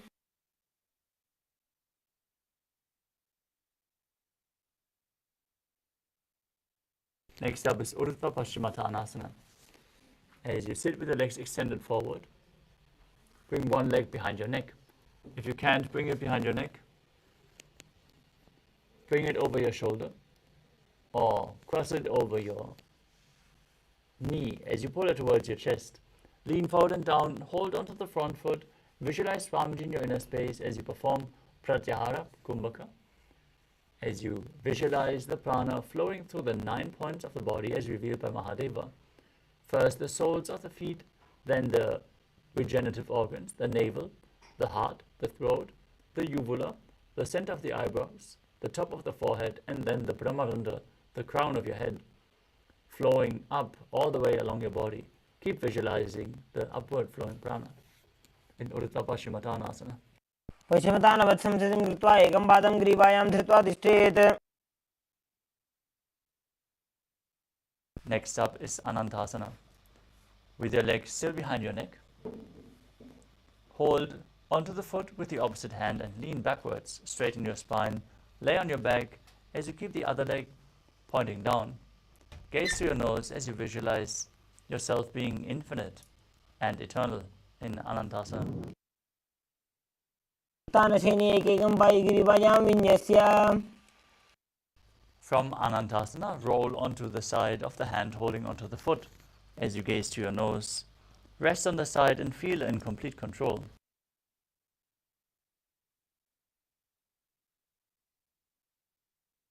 उत्तानसहित एकैकं पादं ग्रीवायां कुर्वन्.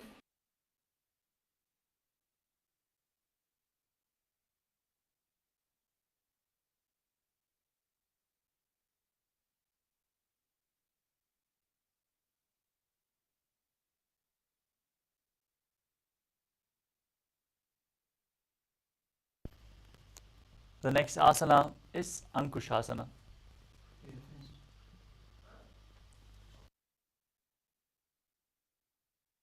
Is Dirishasana.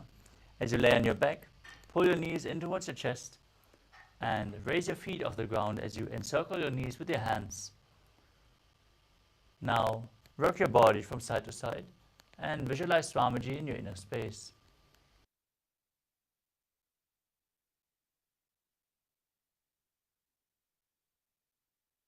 उत्तानसेनं जानूनि हृदयपष्टम्भा जङ्घासहित ऊरूनि करद्वये बद्ध्वा. Now repeat Urdhva Paschimottanasana on the other side. Extend your legs forward, bring the leg behind your neck.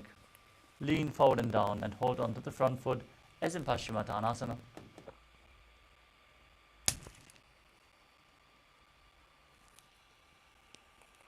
पश्चिमतानवत् संस्थितिं कृत्वा एकं पादं ग्रीवायां धृत्वा तिष्ठेत्.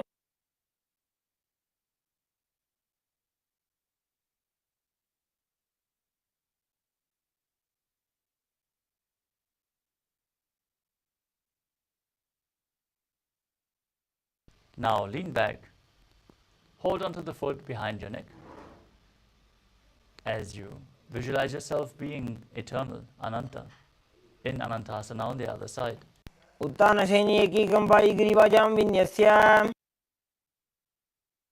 Now roll onto the side, gaze to your nose, feel in complete control. Repeat Ankushasana. उत्तानसहित एकैकं पादं ग्रीवायां कुर्वन्. Now lay down on your back and one by one, bring your feet behind your neck. Interlock your fingers behind your back as you gaze to your nose and visualize Swamiji in your inner space in Yoga Nidrasana. पादाभ्यां वेष्टयेत् कण्ठं हस्ताभ्यां पृष्ठबन्धनम्. Next up is Atmaramasana. As you lay on your back, raise your legs towards your head. Wrap your hands around the legs and interlace your fingers behind your neck. Gaze towards your nose as you visualize Lord Vishnu blessing you from within. Atma Rama Asana Pratama Sudho Sobe.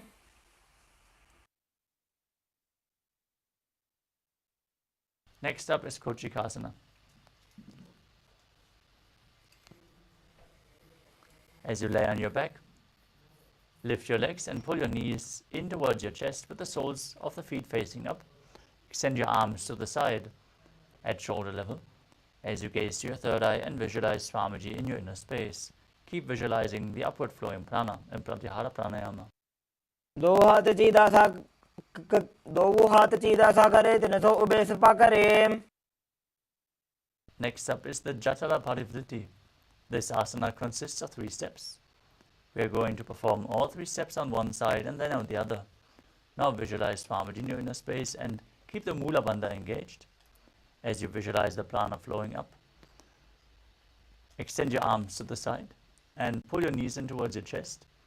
Then drop one knee towards the side and extend the other leg down. Bring both knees bent to the side.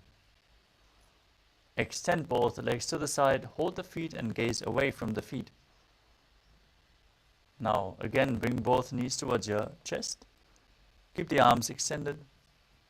As you then drop the other knee to the side, extend the opposite leg down. Bring both knees bent to the side.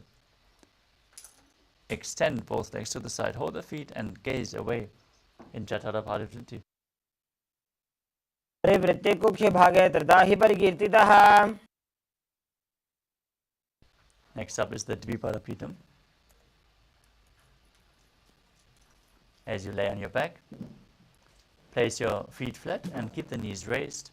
Hold onto your ankles with your hands as you gaze to your nose and visualize yourself as sturdy as a bridge, breathing in Mudra Kumbhaka, forcefully pushing the prana out while you keep the throat lock engaged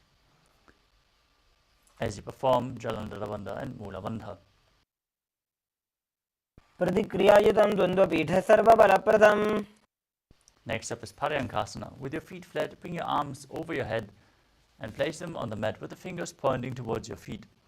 Now raise your entire body up off the mat as you visualize yourself as sturdy as stone furniture, breathing calmly through your nose in Sahadra Kumbhaka in Paryankasana.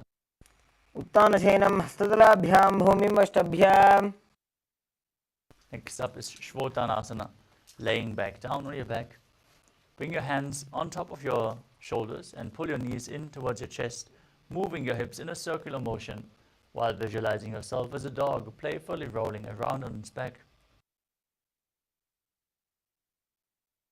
शरीरं संस्थाप्य जानुनी सम्मील्य नाभुवानिज्य.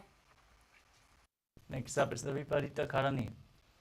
As you lie supine, keep your arms flat and lift your legs and hips up off the ground. Move your feet in a circular motion as you visualize Swamiji in your inner space. भूतले सशिरो दत्त्वा खेनये चरणद्वयम्. Now stop the circular movement of your legs. Be stable as you perform Viparita Karani too. विपरीताख्या सर्वाधिव्याधिनाशिनी. Now place your legs down.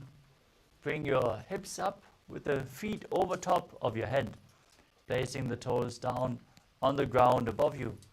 Interlock your fingers and push them onto the ground behind your back as you visualize yourself as a plow in Langalasana. प्रकाशने स्थित्वा नासिकाप्रदेशे भूमौ पादपृष्ठे स्थाप्य. Next up is Shaita Paschimottanasana. From the same position, hold onto your feet, keep your arms straight, and visualize Paramashiva, as this is one of the 84 asanas revealed directly by Lord Paramashiva himself.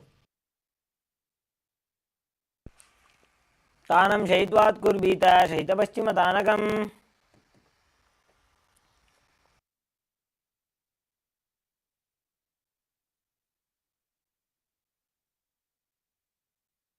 Next up is Supta Konasana.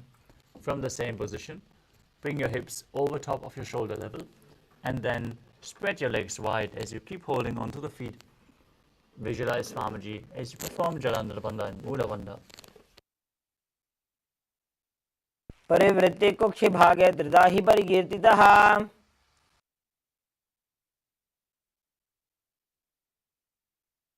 The next asana is Chakrasana.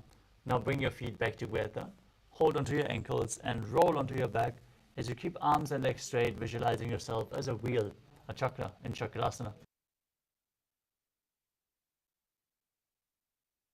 शवासनस्तद्धो पादौ कुर्यान्मस्तकतः परौ.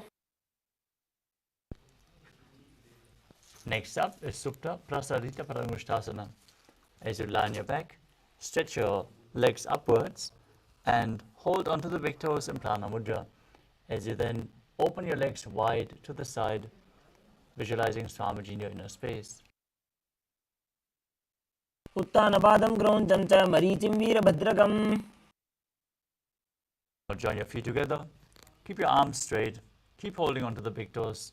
Visualize Swamiji in Supta Parangushtasana. उत्तानपादं क्रौञ्चं च मरीचिं वीरभद्रकम्. Next up is Matsyasana. From the same position, cross your legs into Padmasana. Lay flat on your back with your arms over your head, holding on to opposite elbows. Gaze to your nose and visualize Matsya, the fish avatar of Lord Vishnu. पद्मासनं कृत्वा उत्तानशयनं चरेत्.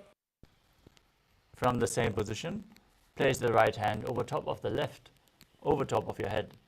Now gaze to your nose and visualize Lord Rama in your inner space in Parasharamasana. प्रथमकरे पद्मासन आचे सुधो सोवे भूपरिपाचे. Next up is Sarvangasana. As you keep your legs in Padmasana, raise your hips and legs up off the mat. Support your body with your hands. You can place your hands at the lower back, elbows on the ground. Gaze to your nose and visualize Swamiji in your inner space as you perform Jalandhara Bandha and Mula Bandha, breathing in Mudita Kumbhaka. Force the air out through the throat lock. क्षेत्र संक्षेपात् सर्वांगासनमुत्तमम्. Next up is Vrishchikasana. As you lay on your back, bring one foot onto the opposite thigh and pull the opposite knee up against your chest as you extend your arms up above your head and hook your fingers forward, visualizing yourself as a scorpion.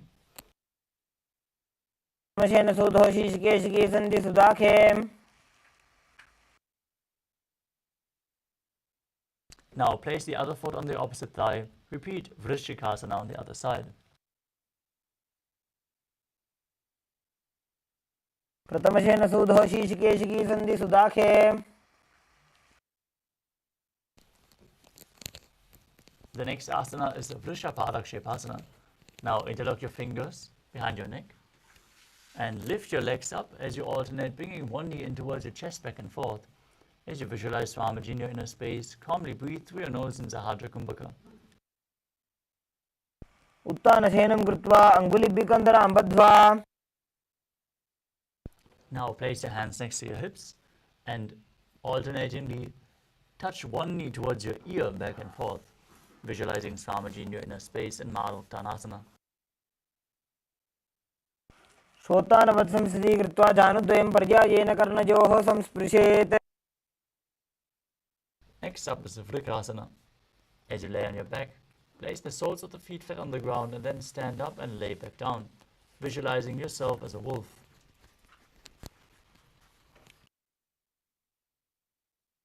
उत्तानशयनं कृत्वा पादतलाभ्यां भूमिं धृत्वा. Next up is Luthasana. As you lay down on your back, kick your legs up and roll over completely as you visualize Swamiji in your inner space.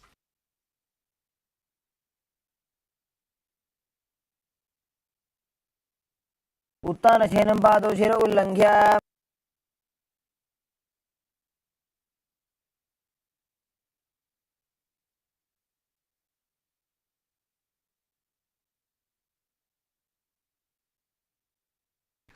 As you lay flat on your stomach, place your hands next to the shoulders and keep the toes pointed back as you contract your lips and make the whistling sound on the inhalation, like a flute in Saradhasana Kumbhaka. Visualize yourself as a chariot carrying warriors into a battle for Dharma on your chariot back in Sarathasana. शयनं कृत्वा नाभिं भूमौ निधाय. Next up is Dehalyolanganasana. With the hands flat on the ground, push your body up into a plank position. Then alternate, jumping your feet in between the hands back and forth. Visualize yourself transcend body and mind as you perform the Mula Bandha.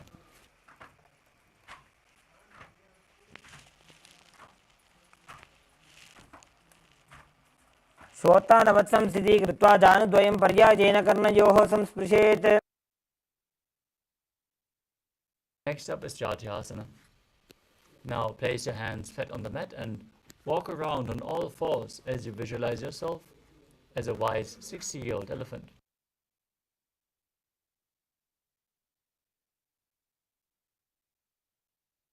अथ जात्यासनं वक्ष्ये येन जातिस्मरो भवेत्. Next up is Lolitika Karana. As you stand with the knees bent, feet pointing outwards, bend your elbows and keep your hands at the chest level. Swiftly rotate your arms around your body as you open up your chest towards the sky and move your head in all directions.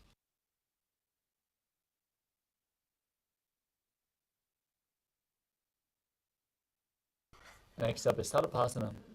Now tie your feet with a rope if you have one available. Then stand erect on the mat like a rod, keeping your arms at the side of your body, elbows close to your waist. Visualize your Kundalini Devi rising and curling upwards around your body as you breathe calmly in Sahaja Kumbhaka, leading the prana along your spine. अथ सर्पासनं वक्ष्ये वायुपाणाय केवलम्. Next up is Ushtra Sadhanasana. As you lean forward and down, hold onto the feet from the front, step onto your fingers, and walk around on the mat as you visualize yourself as a camel. मुष्टिकनिष्ठिका प्रदेशेन भूमौ निधाय उपरि पादतले संस्थाप्य. Next up is Ashvasana. From the same position, hold onto the feet from the outside and walk around on the mat, visualizing yourself as a horse. मुष्टिकनिष्ठिका प्रदेशेन भूमौ निधाय उपरि पादतले संस्थाप्य. Next up is Kapota Nitakasana. As you stand with your feet together, interlock your fingers behind your back and pull them down in Parasha Mudra. Open up your chest widely. Lean backwards as you visualize yourself as a soaring bird diving. पादतले भूमौ निधाय पृष्ठभागेन हस्तौ जङ्घापर्यन्तं नीत्वा. Next up is Tala Pushpa Putam Karana. As you stand tall with the palms together in Namaskara Mudra, gently bend the knees and keep the toes pointing outwards. Simultaneously open up the palms, raise one heel off the ground and slightly lower the waist and shoulder of the respective heel as you visualize you're holding and offering a bouquet of flowers to Paramashiva.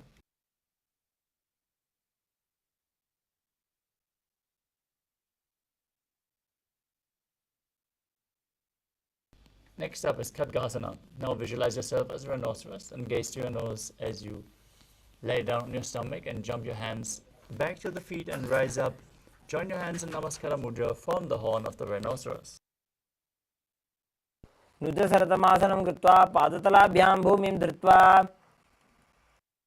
Next up is the Uttanottanam. Now you can hold weights to intensify this asana as you sit down all the way or as low as you can and stand back up. Gaze to your nose as you visualize Swamiji in your inner space. पुनः उत्थातव्यमसितव्यमिति उत्थानोत्थानं भवति. Next up is Musalasana. Now raise your arms up straight above your head and jump repeatedly as you visualize yourself as a mace. स्थित्वा ऊर्ध्वं बाहुं नयेत्. Next up is Ucheshakasana. Now take one foot and pull it up towards your chest as you sit down and stand back up with the other leg, alternating on both sides again and again, visualizing yourself as a mace.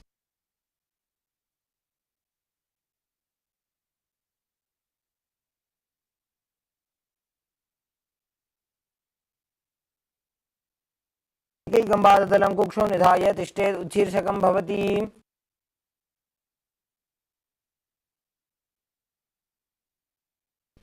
Next up is Parshvajanukarana. Now stand and keep one leg slightly bent with the toes pointing outwards. Hold the other knee with the arm encircled around it, hand in a fist, pull the knee against your chest as you keep the toes pointing downwards and place the other hand on the respective thigh with the fingers pointing inwards.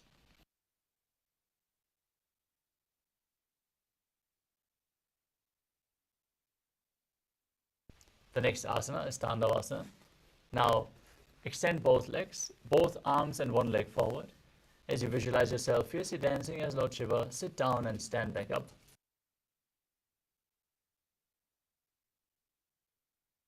एकेन पादेन स्थातव्यं ताण्डवासनं भवति. Next up is Brahmanasana. As you place one foot towards the inner opposite thigh, keep the hands hanging down and visualize Lord Brahma blessing you from within.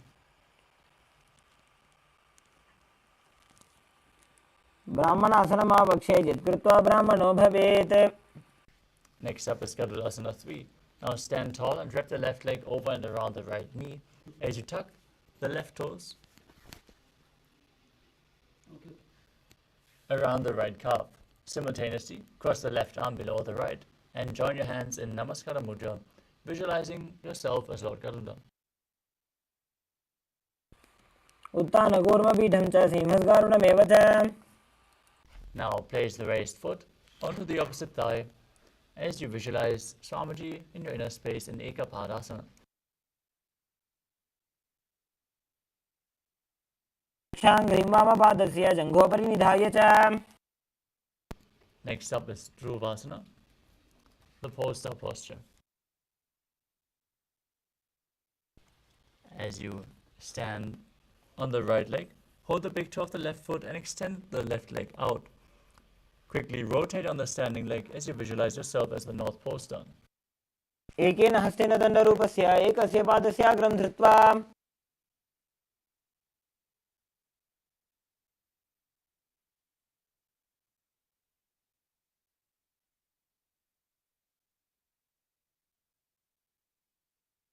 Next up is Trivikramasana. Now stand on the right leg with the left foot behind your neck. Stand tall. If you can't bring the leg behind your neck, you can pull it up towards your chest. And sit down and stand back up as you perform the 3 steps of Lord Vishnu. Sitting down and stand back up. ग्रीवायां पादं संस्थाप्य स्थातव्यम् उत्थातव्यं त्रिविक्रमासनं भवति. Now repeat Parshvajanukarana on the other side. Pull the other knee towards your chest, the hand and fist.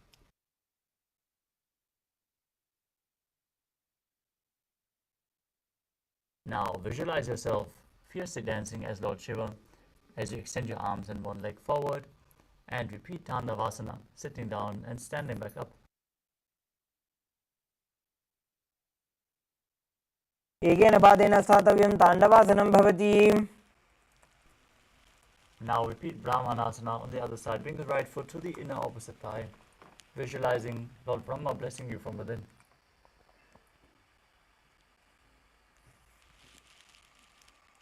ब्राह्मणासनम् आवक्षे यत् कृत्वा ब्राह्मणो भवेत्. Next up is KAILASA 3 on the other side. Now bring the right foot over top the knee and tuck the toes behind as you bring the arm below and place your hands in Namaskara Mudra, visualizing yourself as Lord Garuda. उत्थानकूर्मपीठं च सिंहस्गारुडमेव च. Now place the right foot on the opposite thigh. Keep your hands hanging down. Visualize Swamiji in Ekapadasana on the other side. दक्षाङ्घ्रिं वामपादस्य जङ्घोपरि निधाय च. Now repeat Dhruvasana, the pole-star posture on the other side. Hold on to the right foot, big toe, and rotate your body quickly on the standing leg as you visualize yourself as a North Pole Star. एकेन हस्तेन दण्डरूपस्य एकस्य पादस्य अग्रं धृत्वा. Now repeat Trivikramasana on the other side. Raise the other leg behind your neck and then sit down and stand back up as you visualize Lord Vishnu blessing you from within.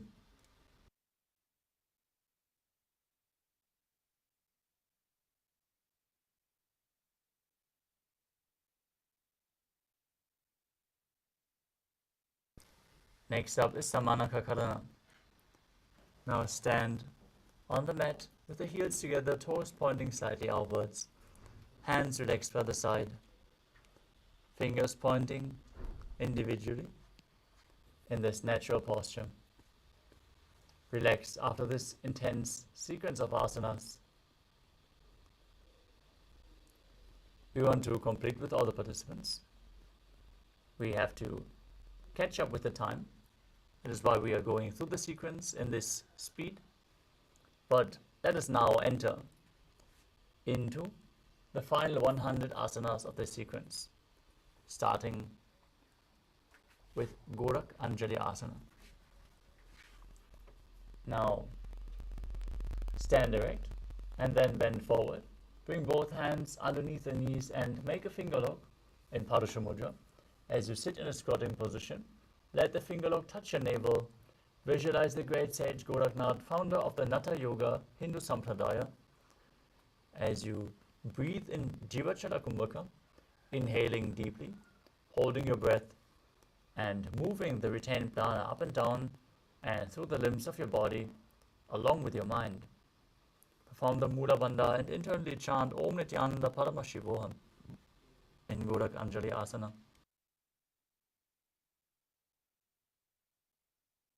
प्रथमहि बोहो ये बाहुरी नीचो पुनि होवे. Next up is Kanchi Asana. Now, insert your hands between the thighs and calves, then wrap them around behind your butt.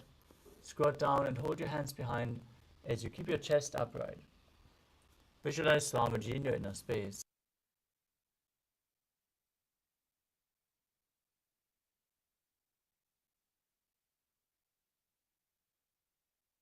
Next up is Bhairu Asana. Now bring the feet together and sit in a squatting posture with your heels touching the perineum. Hold your hands behind the back and sit upright. Gaze to your navel and visualize Bhagavan Kala Bhairava, the Lord of Time.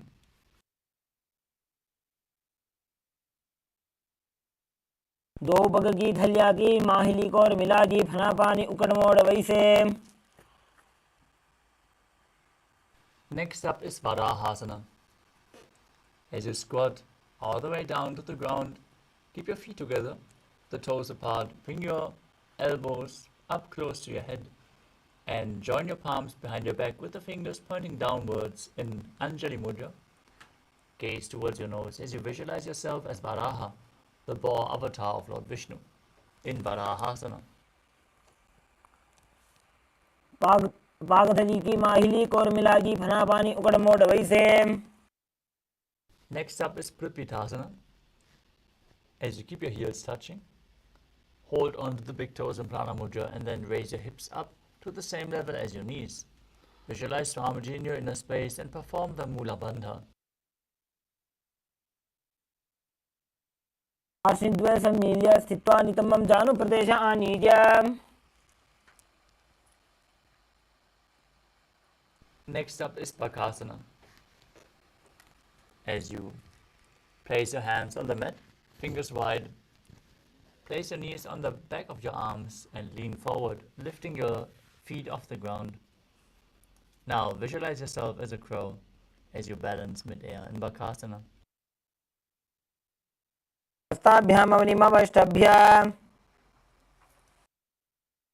Next up is Sushtanga Kapali Asana, another inverted posture. Set yourself up in front of a wall if needed.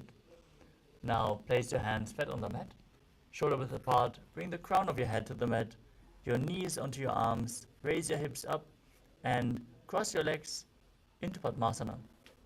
As you gaze to your nose and visualize Swamiji in your inner space, perform the Mula Bandha.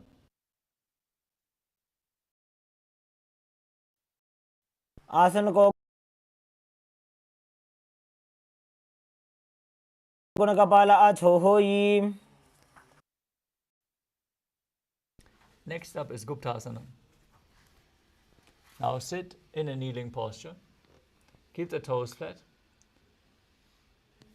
Sit in between the heels as your toes are touching behind your body. Gaze to the nose. You're now sitting in the secret seat with Paramashiva and Guru. As you perform the Mula Bandha, internally chant Om Nithyananda Paramashivoham in Guptasana.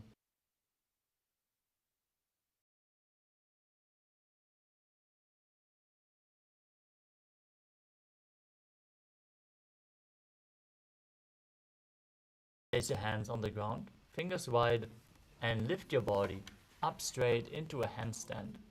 This asana should be performed to purify the 7 chakras. If you need support,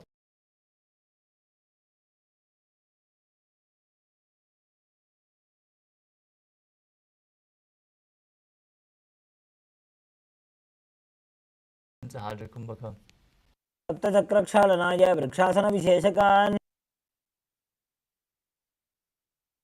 From Vrikshasana, bring your hands and feet closer together.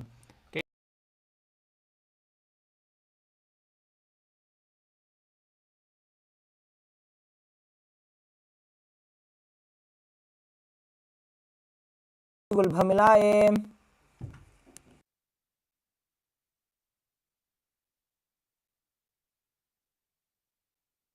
Now place your hands flat on the mat, shoulder width apart. Step your feet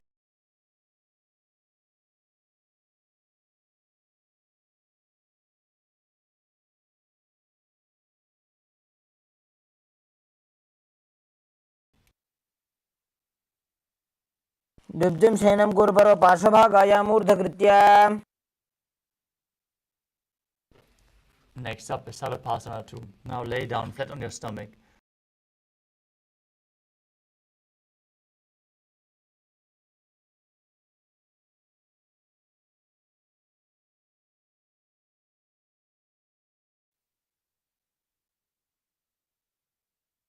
द्विब्जं शयनं कृत्वा हस्तौ नितम्बं संस्थाप्य Next up is Niralambanasana. As you keep the toes pointing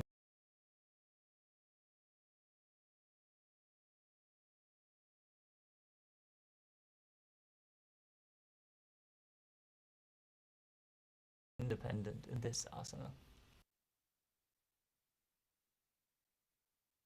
कराभ्यां पङ्कजं कृत्वा तिष्ठेत् कुर्परया सुधीः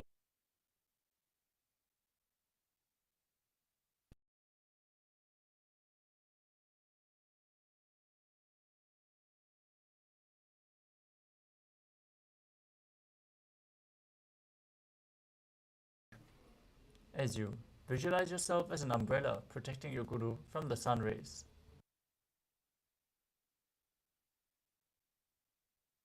अर्ध्यासनमस्थित्वा हस्ततलाभ्यां भूमि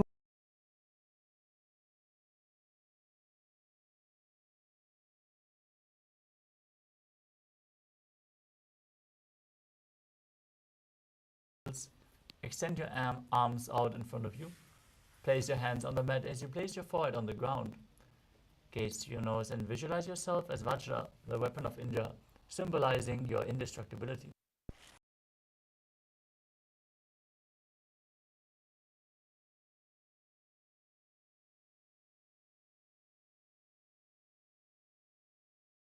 Raise your hips up high into Gajasana and then alternate striking the ground with your hands as you visualize yourself as powerful as a ram. गजासनसंस्थितो एकैकं बाहुं भूमौ ताडयेत्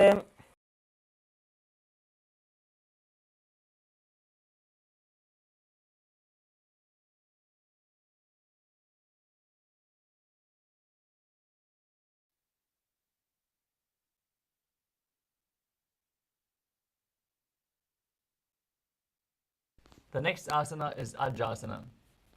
Now place your hands on the mat.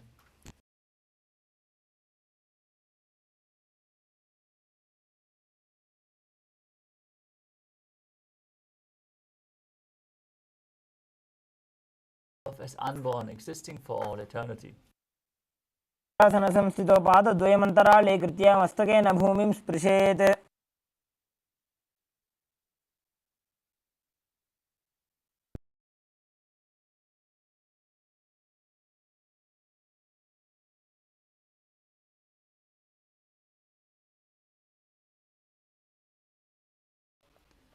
Gaze to your nose as you visualize Swamiji in your inner space and perform the Mula Bandha, returning to Ujjayi Pranayama. पूर्व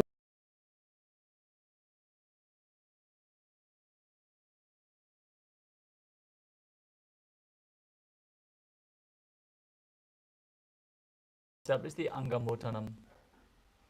Now interlace your fingers in front and move your body, move your arms up, down, left, right in all directions, giving massage to various different joints and muscles of your body.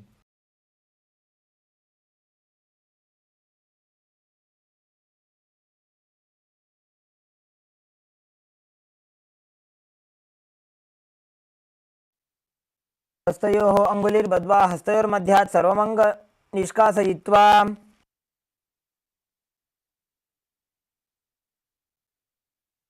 Next up is Garudasana form.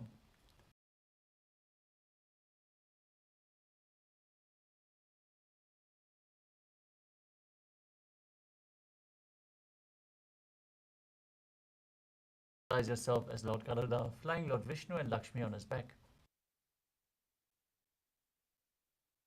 गोरुभ्यां धरां पीड्य स्थिरकाजोद्विजानुना जानुपरिकरद्वन्द्व गरुडासनमुच्य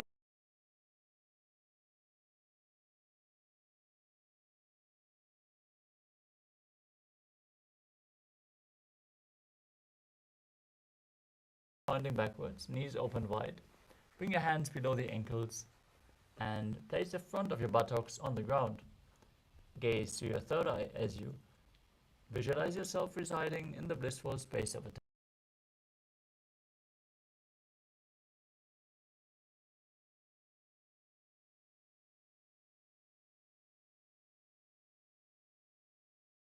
साधकः हस्तयुग्मं पाददेशे पादयुग्मं प्रदापयेत्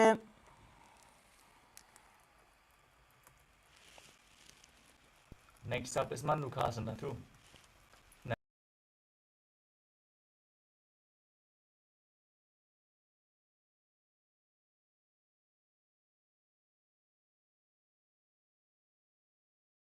Press your tongue up against the palate of your mouth in Manduki Mudra as you visualize yourself as a frog. Perform Uddiyana Bandha and Mula Bandha in Mandukasana too.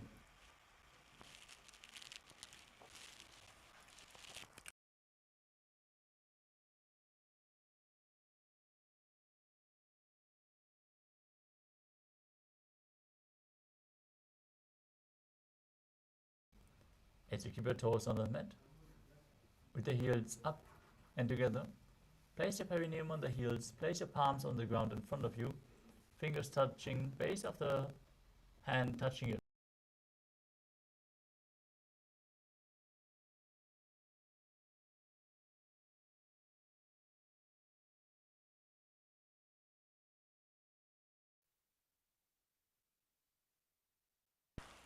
दोवो फणा पाणी होए वैसे AD Mailer गुदा निवैसे समशरीरनी काट हरावे NASA अग्रदृष्टि को ल्यावे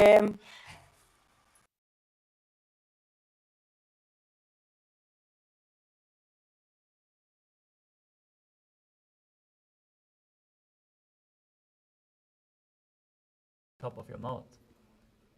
Place your thumbs underneath the teeth and lock your lips as you inhale through the right nostril and exhale through your mouth as per your capacity in Vishraka Kumbhaka.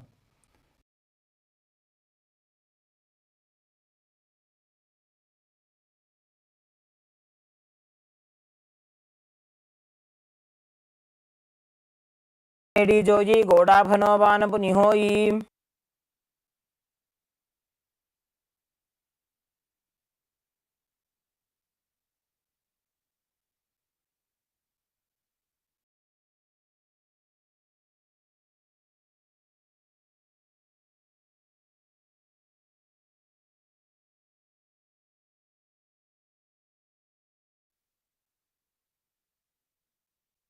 Perform the Mula Bandha in Makadasana.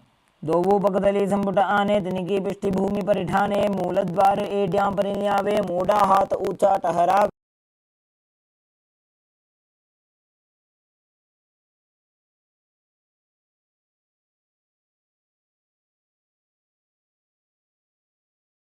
sit on your heels and keep your knees wide and off the floor. Hold your elbows behind your back as you gaze to your nose and embody diamond-like strength for you and your Sangha, your spiritual community.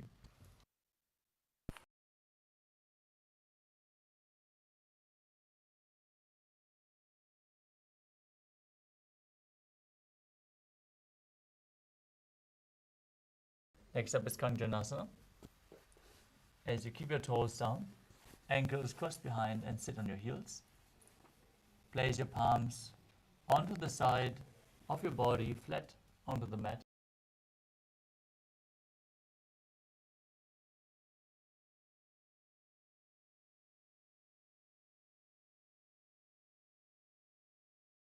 वक्षे यत्कृत्वा सुस्थिरो भवेत् पृष्ठे पादद्वयं बद्ध्वा हस्तौ भूमौ प्रधारयेत्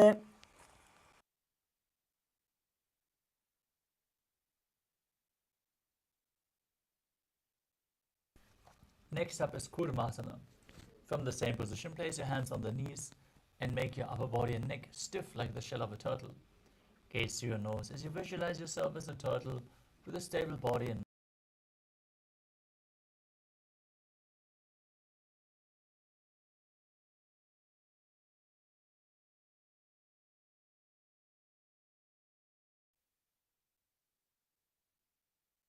Next up is Yogasana.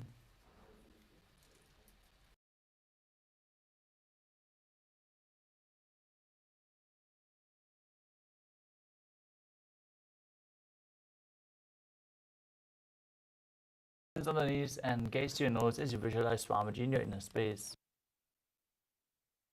नियम्य गुल्फाभ्यां व्युत्क्रमेण समाहितः Now perform Vijogasana. Now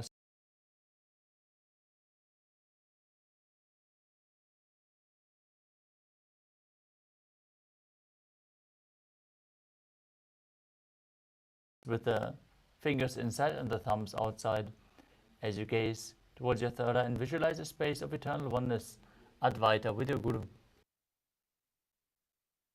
गोडावामौ उभौ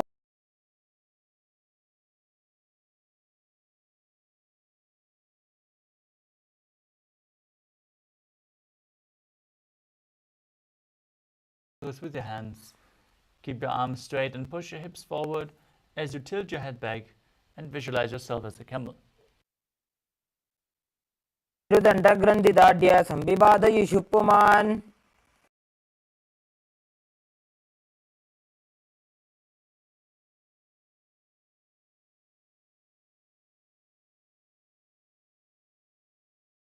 To the mat as you gaze to your nose and visualize yourself as a lotus blooming. द्वौ वेडी सम्पुटकरे सोले मूलद्वारितरिधरे फलापानि उकडहोय वैसे बहुरी पिष्टि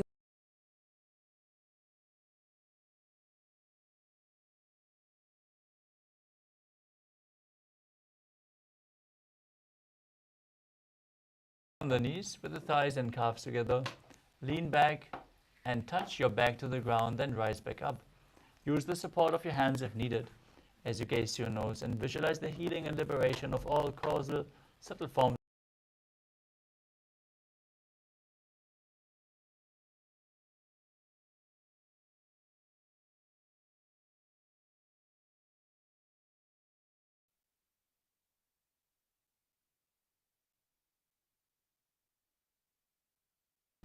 Next up is Kapotasana. From Vidatasana, raise your hips even higher. Bring your forearms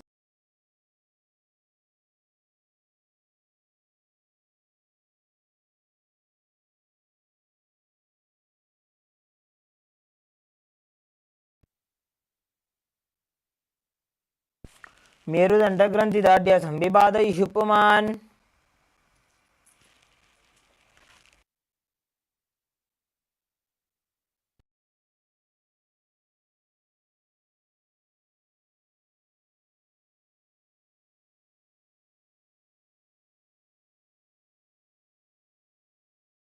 Now receive your boon from Paramashiva.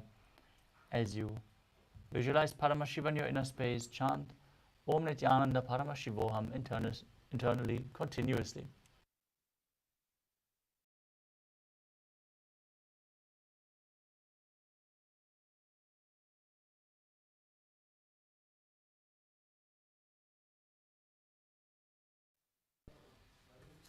Next up is Varahasana too. As you keep your knees together and the toes tucked, lean forward and bring your elbows to the mat with your hands holding your head.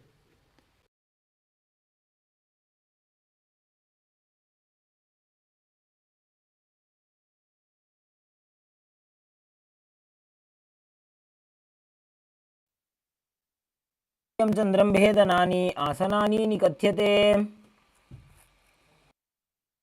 Next up is Mundasana. From the knees, place your forearms on the ground, shoulder width apart.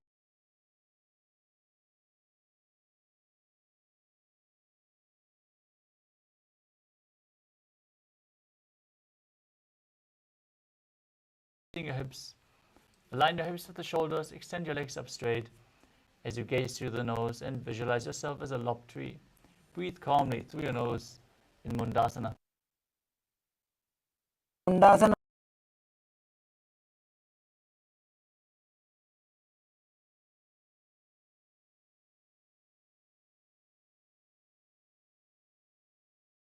Between the knees and your elbows adjacent to the knees. Hold your head with your hands and inhale through your nose as you exhale through your mouth in this asana. Gaze to your nose and visualize Swamiji in your inner.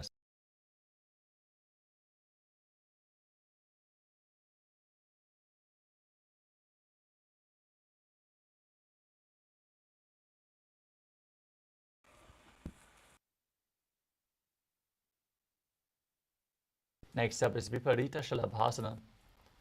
You can hold weights if you want to intensify this asana. Lay down on your stomach.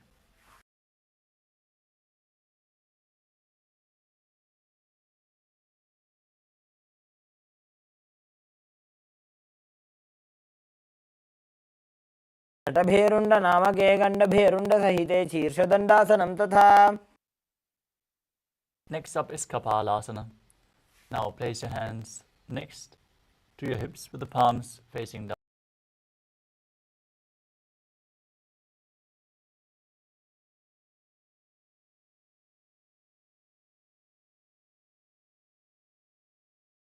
Well to attain enlightenment.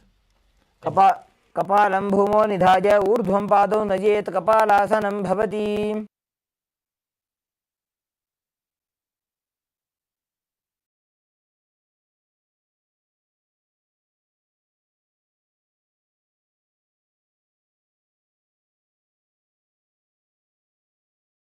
Feet over top of your head. Now, keep your palms flat on the mat behind as you visualize yourself as a free and open dove. उष्ट्रासने स्थित्वा चरणौ भूमि.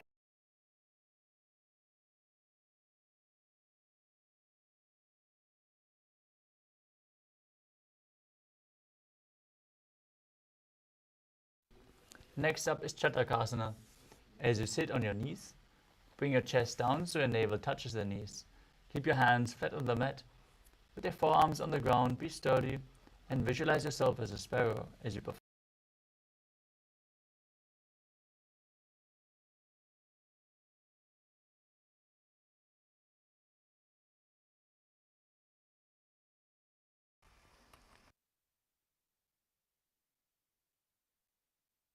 Next up is Vrishchikasana too. As you keep your forearms on the ground, raise your hips up and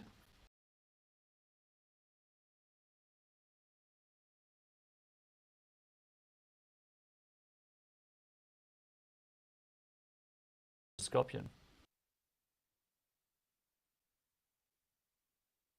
क्षेपपुच्छप्रतिमाङ्घ्रिपार्ष्णे धृत्वा स्वशीर्षे चिबुकं विधार्यकौ. Next up is Vrishasana. As you place your perineum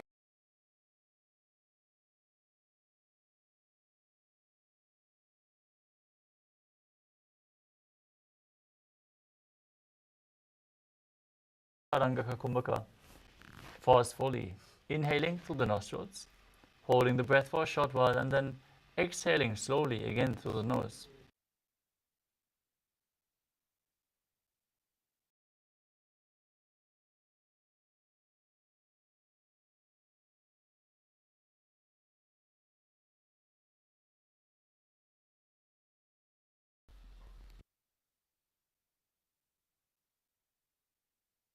The next asana is Lolasana. With your hands flat on the mat in front, lift your knees and legs up off the mat. Cross the toes of the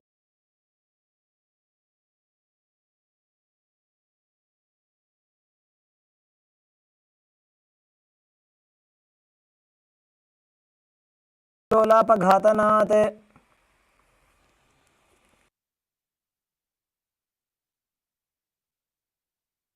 Next up is a Vrishasana on the other side. Now sit on the left heel with the right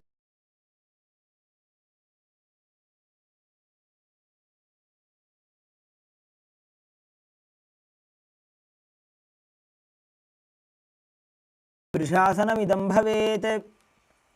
Next up is Bala Gunasana. Now tuck the left toes on the ground and sit on the left heel as you keep the right foot flat, knee raised, hands on the respective knees.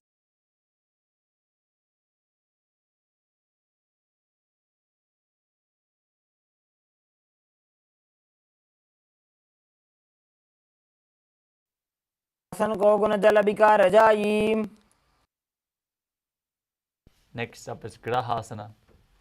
As you squat with your feet flat on the mat, bring your elbows under the thighs and wrap your hands around.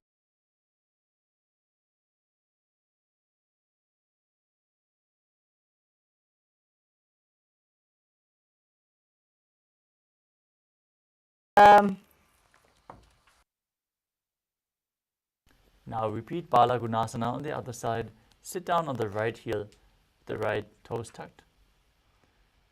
Hands on the knees.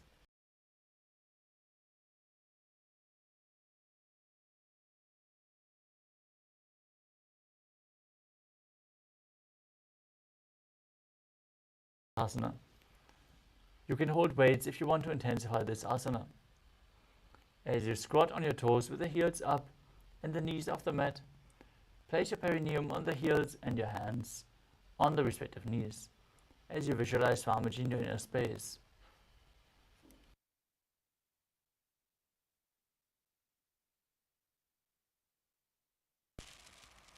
विजास्पिजोस्त्रीत ऊर्वजानो यत्रासने पादतलद्वयोपरि.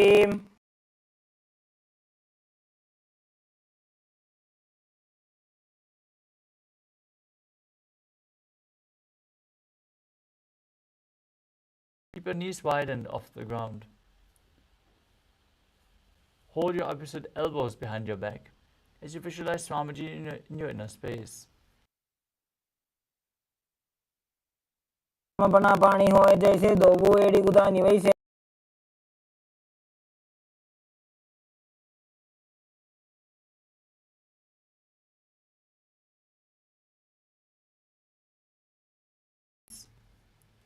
Keep your arms straight, gaze to the nose, and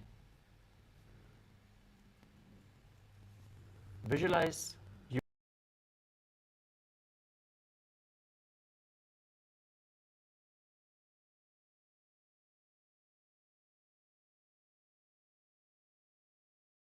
Next up is Padukasana. Now place the back of your hands on the mat and step your feet on top as you wrap your fingers around the feet like a shoe. Start.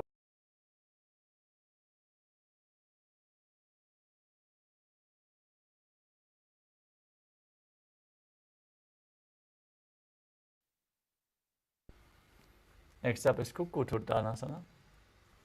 As you place your palms on the mat, raise both feet upwards into the air and let them fall back down.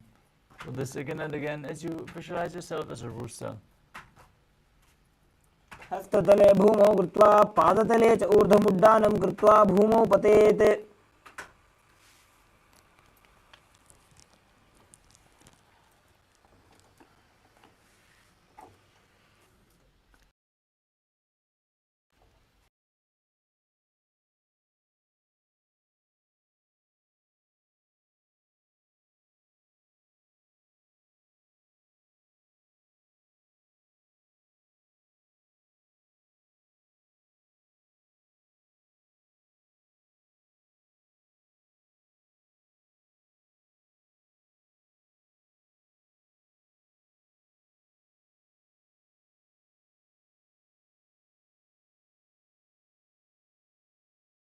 Next up is Viparita Nrityasana.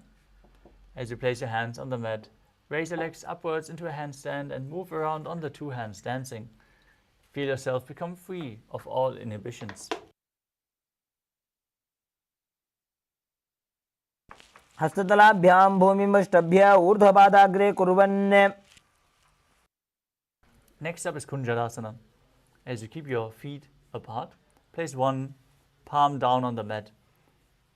Place the other hand on your neck or ear as you visualize Swamiji in your inner space. अथ वक्षे महादेव कुञ्जरासनमुत्तमं करेणैकेन पादाभ्यां भूमौ तिष्ठेच्छिरकरः. Now place the other hand down. Repeat Kunjarasana on the other side. अथ वक्षे महादेव कुञ्जरासनमुत्तमं करेणैकेन पादाभ्यां हस्तौ भूमौ प्रधारयेत्.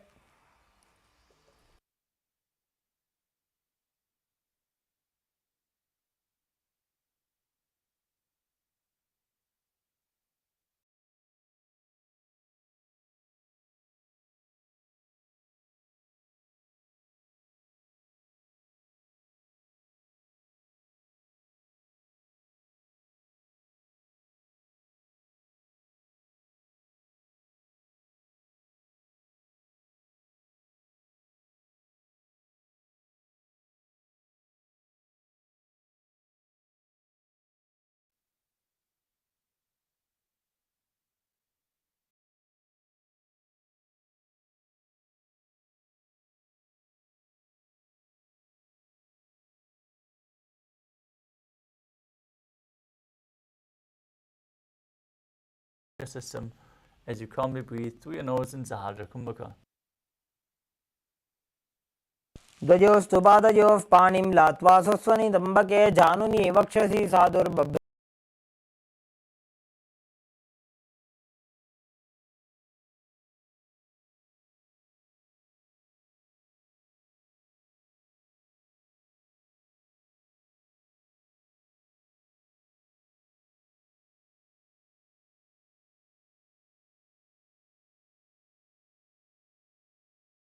As a powerful source of energy in Chakrasana. पूर्वतानं चतुष्पादपीठं वज्रासनं तथा चकोरक्रौञ्चशलभभुजङ्गमपि वृश्चिकम्.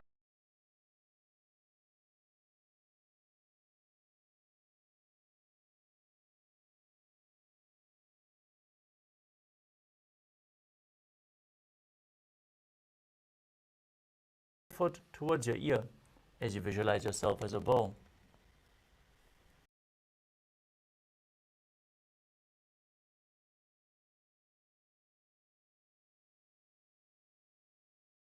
As you are immortal and able to exist solely from prana.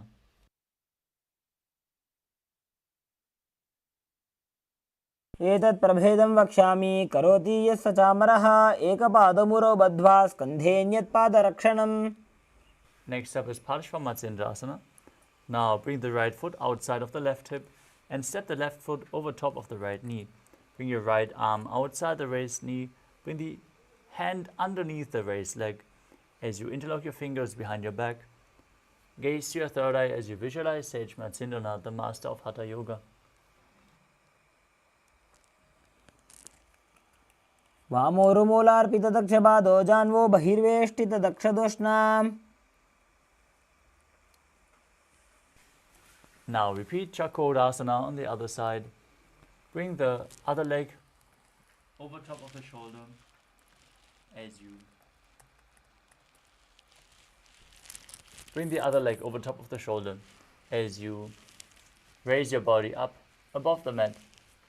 Gaze to your third eye and visualize yourself as a powerful source of energy.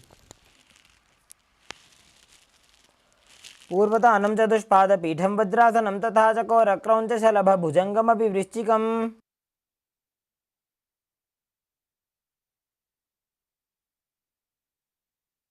Next up is Dhanurasana 2.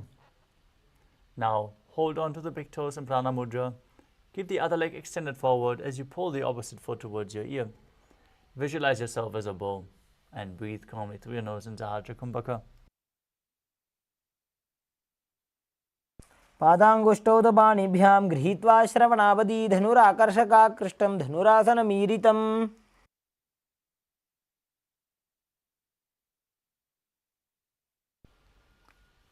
Next up is Ashtavakrasana on the other side. Now bring the right leg over top of the right shoulder. Hook the left foot over top and extend the legs out to the side as you lean forward and balance, visualizing yourself as a flying crane. वासिष्ठमथ कौण्डिन्यम् ऊर्ध्वकुक्कुटमेव च अष्टावक्रमथोत्थानं मयूरं सेतुबन्धनम्.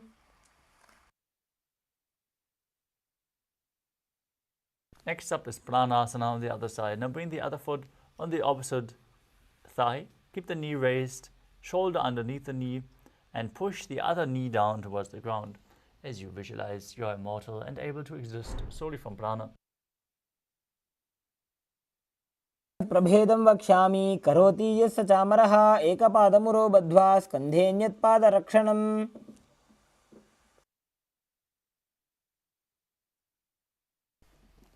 Now repeat Parashvamatsyendrasana on the other side. Bring the other foot towards the outer hip. Step the opposite foot over top of the knee. Bring your arm underneath the raised knee and interlock your fingers behind your back. As you gaze to your third eye and visualize Sage Matsyendranath, the master of Hatha Yoga, in Parashvamatsyendrasana.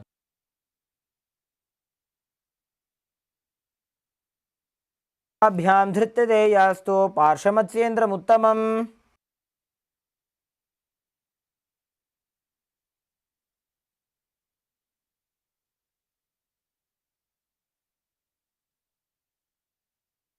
The next asana is Ardha Paschimottanasana.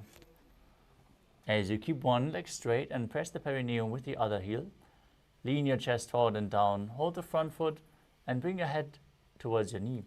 As you visualize Swamiji in your inner space, perform the Mula Bandha. एकं पादं प्रसार्य एकं पादस्य पार्श्वनासीबनी सम्पीड्य. Next up is Kraunchasana. Now place your left ankle outside the hip and hold the sole of the right foot as you lift it up towards your forehead. Keep your knees straight, gaze to your nose as you visualize yourself as a crane.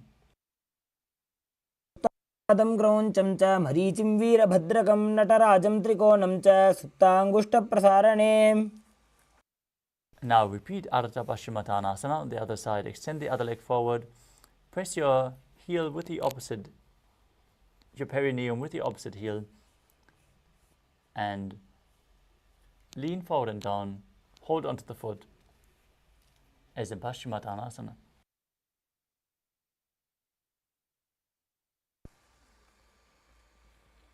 एकं पादं प्रसार्य एकं पादस्य पार्श्वनासीबनी सम्पीड्य.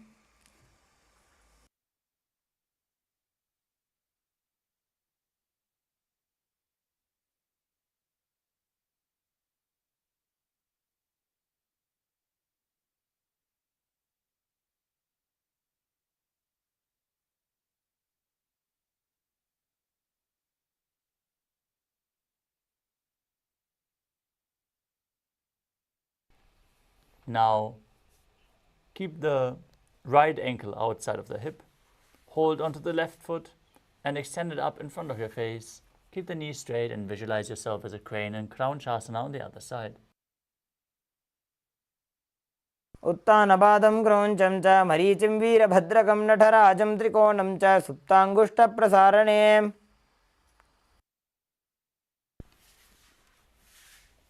Now perform Swastikasana. Now sit with the soles of the feet in between the thighs and calves. Keep your spine straight, your palms resting on the knees. Gaze towards your nose as you embody peace, well-being, good fortune and prosperity, visualizing a swastika in your inner space. तानूर्भोरन्तरे सम्यक् कृत्वा पादतले उभे.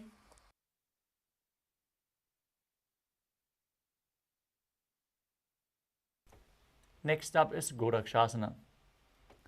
As you keep your feet in the same position, with the soles in between the thighs and calves, cover your heels with the respective hands, tuck your chin to the chest, gaze to the tip of your nose, engage Jalandhara Bandha and Mula Bandha as you visualize the great sage Goraknath, founder of the Natha Yoga Hindu Sampradaya, in Gorakshasana. जानूर्भोरन्तरे पादौ कृत्वा पादौ च गोपयेत्. Next up is Bhagasana too. as you place the left heel against the perineum and the right foot on top of the left thigh. Gaze to your third eye. Visualize Swamiji and meditate on Arihanta, the Lord, the Enlightened One. As you get ready to enter Shanmukhi Mudra, inhale all the way. Close your mouth with little and ring fingers, the nostrils with the middle fingers, the eyes with the index fingers, and lock your ears with the thumbs. वामपार्श्वमुकुदं संस्थाप्य दक्षाङ्घ्रिवामजगने. Next up is Yogasana 2. As you sit with your feet on top of opposite knees, place the back of your hands onto the ground beside your body, palms facing up. Gaze to your nose as you visualize Swamiji in your inner space and start breathing in Kakachantra Kumbhaka. Roll up your tongue, stretch it out as you keep your mouth in the shape of the beak of the crow and inhale through the rolled up tongue. Don't let your tongue touch your teeth. उत्तानौ चरणौ कृत्वा संस्थाप्योपरि जानुनोः. Next up is Urdhva Kukutasana. Now rotate your hands outside of your body. Place the palms on the mat and push your body off the ground as you sit in Padmasana. Visualize yourself as a rooster and perform the Mula Bandha. वासिष्ठमथ कौण्डिन्यम् ऊर्ध्वकुक्कुटमेव च. Next up is Siddha Haratali Asana. From Padmasana, insert both hands through the knees and place them on the mat. Avoid lifting your body up. Stay seated on the mat as you gaze to your nose and visualize Swamiji in your inner space. प्रथम पद्मासन को करे हस्तदो वो गोडासन दिदरे ube हथेले भूदरी राके ओछा गोडासन दिमे दाखे.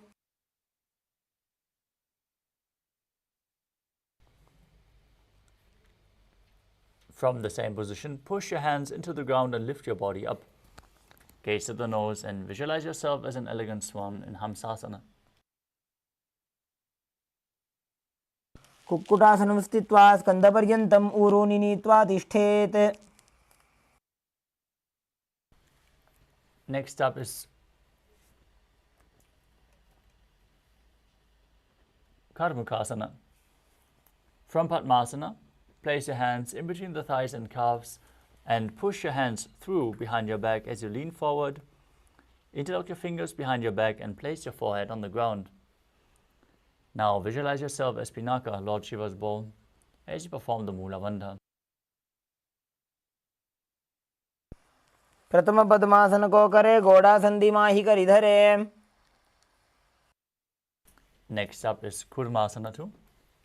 As you sit in Padmasana, bring your hands in between the legs and hold on to the respective elbows with your hands as you visualize yourself as a turtle, having a stable body and mind to live for hundreds of years. By जंग पर दक्षिण बावा दाई जंग परि बाईल्यावा. Next up is Granthi Bhedasana.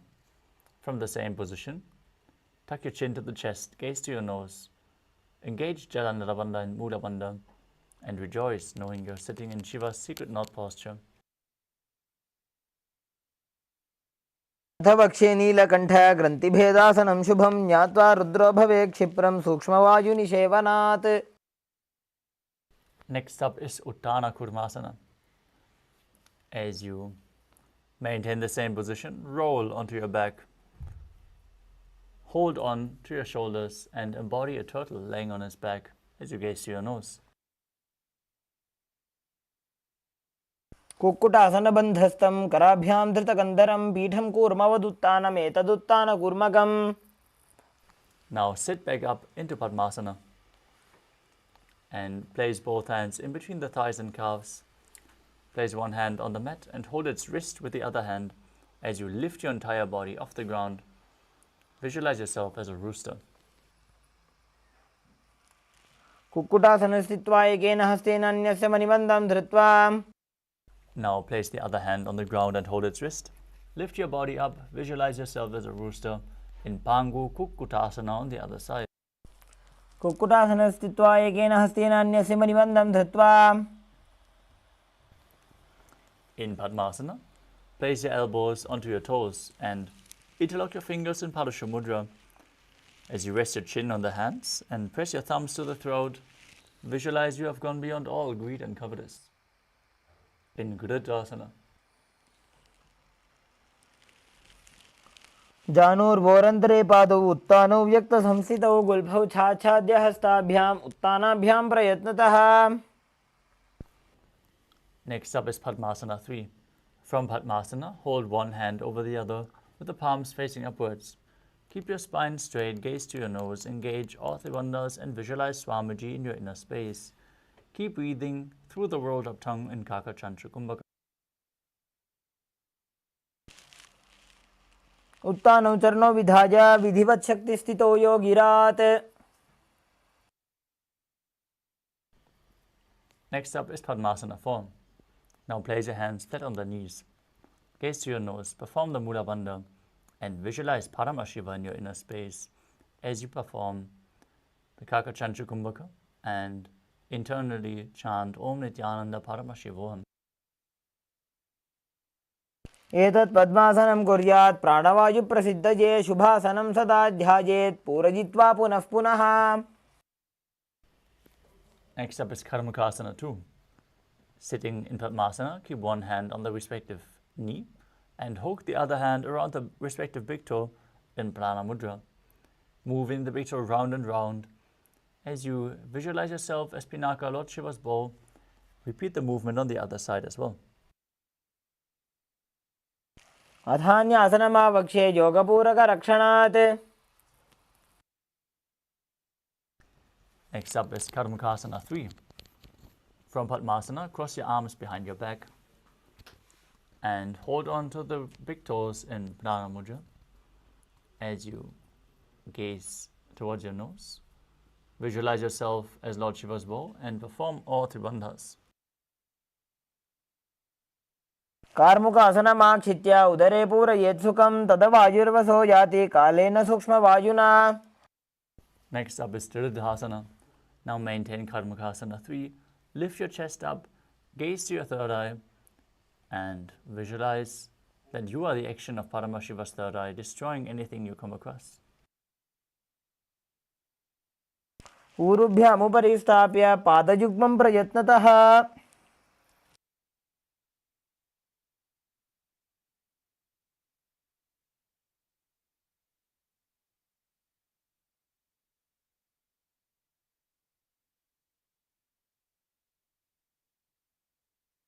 Next up is Nagarasana. From the same position, roll onto your back. Keep holding onto your feet if you can, otherwise you can lay on the crossed arms. With your legs in Padmasana, gazing to the nose, visualizing yourself as a snake and calmly breathing through your nose in Sahadra Kumbhaka in Nagarasana. प्रथम पद्मासन कोठाने दोवु हाथ पाछाने आने. Now free your arms and legs. Lay down on your back. Pull your knees towards your chest as you interlock your fingers. Hold on to your knees and pull your chin up towards your knees. Squeeze your body into a ball in Kandukasana. वेत्रासने स्थित्वा हस्तपादान् निष्कुष्य. Next up is Urdhva Pavanasana. Now place your feet flat on the ground, knee raised, hands interlocked behind the back, behind the head, as you gaze to your nose and visualize Swamiji in your inner space. प्रथमे सूधो सैनकरावे घोड़ा ऊभा राशि मिलावे. The next asana is Marakata Pitasana. Now place your upturned palms underneath the heels and push your hips up as you contract the perineal floor and tuck your chin to the chest. Perform Jalandhara Bandha and Mula Bandha as you breathe in Mudra Kumbhaka and visualize yourself as a powerful alpha ape. उत्तानसेनं पादतले उत्तानहस्तयोः स्थापयेत् पृष्ठभागमुत्रमजेत् मरकटपीठं भवति.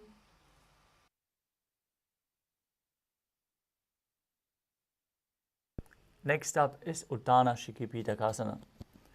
Now raise your hips up and support your hips with your hands, with your elbows on the ground, bearing the weight of your body. Stretch your legs out. Strengthen your lower body through this posture as you perform this asana in front of any meal. Gaze to your nose and visualize Swamiji in your inner space. जङ्घोरुबलहीनश्चेत् उत्तानशिखिपीठकम् अप्रमत्तः प्रकुर्वीत भुक्तेः प्राग्विजितेन्द्रियः. The next asana is Narakasana. Now, lie supine and raise your hips and legs up straight.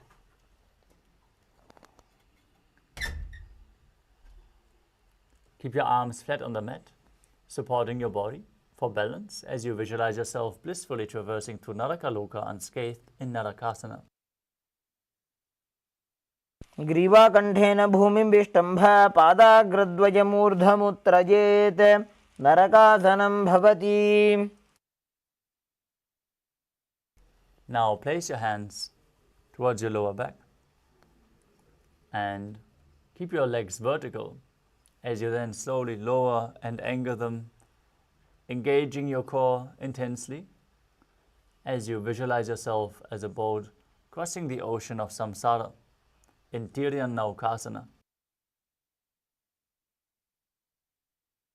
नौकावत् स्थित्वात् ऊर्ध्वं पादाग्रद्वयं नजेत् तिर्यन्नौकासनं भवति. Now place your hands back flat on the mat, the legs straight like a flagpole as you visualize yourself as the KAILASA flag respected across all nations in Dvajasana.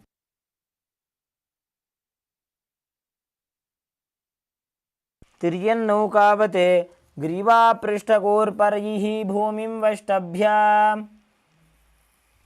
Next up is Mritasana. Lie supine and completely relax. Avoid any movements. As you perform the Shakti Chalan Mudra, pull the Kundalini Shakti up along your spine from the Muladhara to the Sahasrara Chakra. Forcefully pull it up. Visualize your body is dead and Swamiji, the Supreme Pontiff of Hinduism, is liberating you as you internally chant the Mahavakya Om Nithyananda Paramashivoham in Mritasana. उत्तानं शववद्भूमौ शयनं तु शवासनं शवासनं श्रान्तिहरं चित्तविश्रान्तिकारणम्.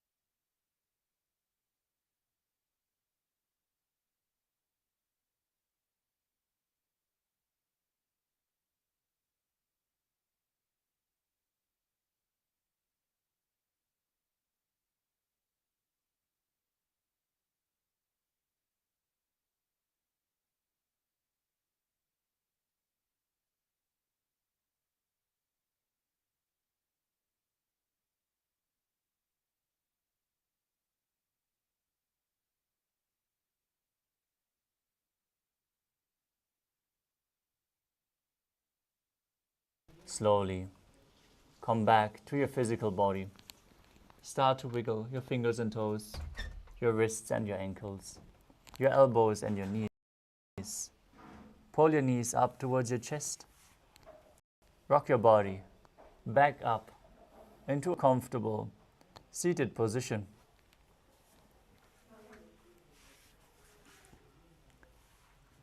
Congratulations for completing the Dvitiya Vinyasa Krama, all 308 asanas of the sequence.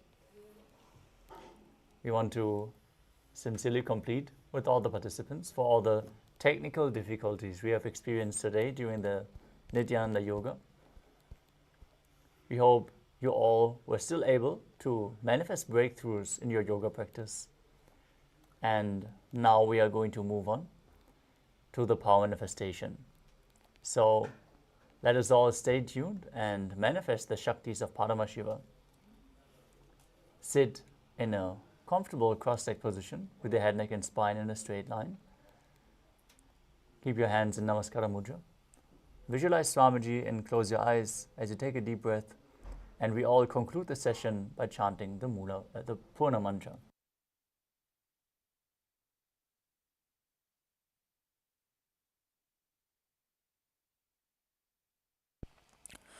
ॐ पूर्णमदः पूर्णमिदं पूर्णात् पूर्णमुदच्यते पूर्णस्य पूर्णमादाय पूर्णमेवावशिष्यते ॐ शान्तिः शान्तिः शान्तिः हरिः ॐ तत्सत् सर्वं भगवत्श्रीनित्यानन्दपरमशिवपादुकार्पणमस्तु ॐ नित्यानन्दम्. Thank you all, Nithyanandam.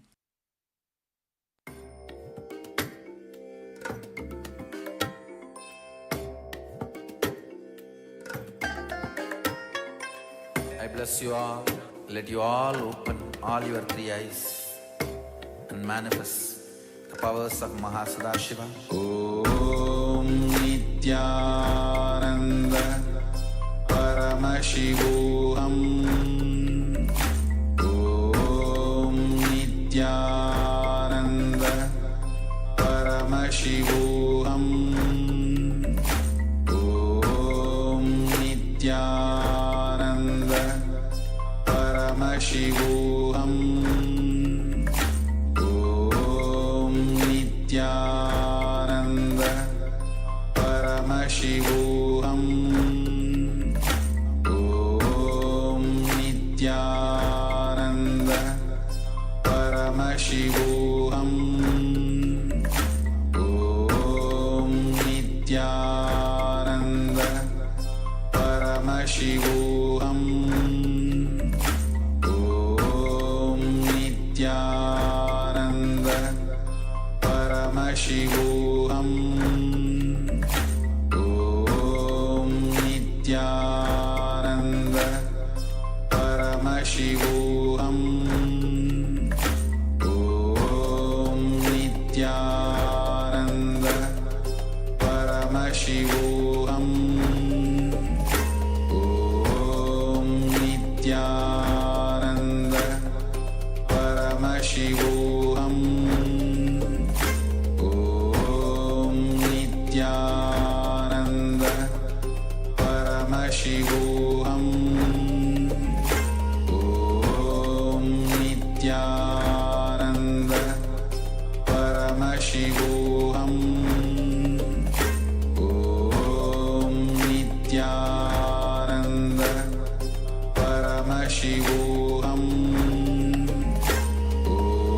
Om Nithyananda Paramashivoham. Om Nithyananda Paramashivoham. Om Nithyananda Paramashivoham. Om Nithyananda Paramashivoham. Om Nithyananda Paramashivoham. Om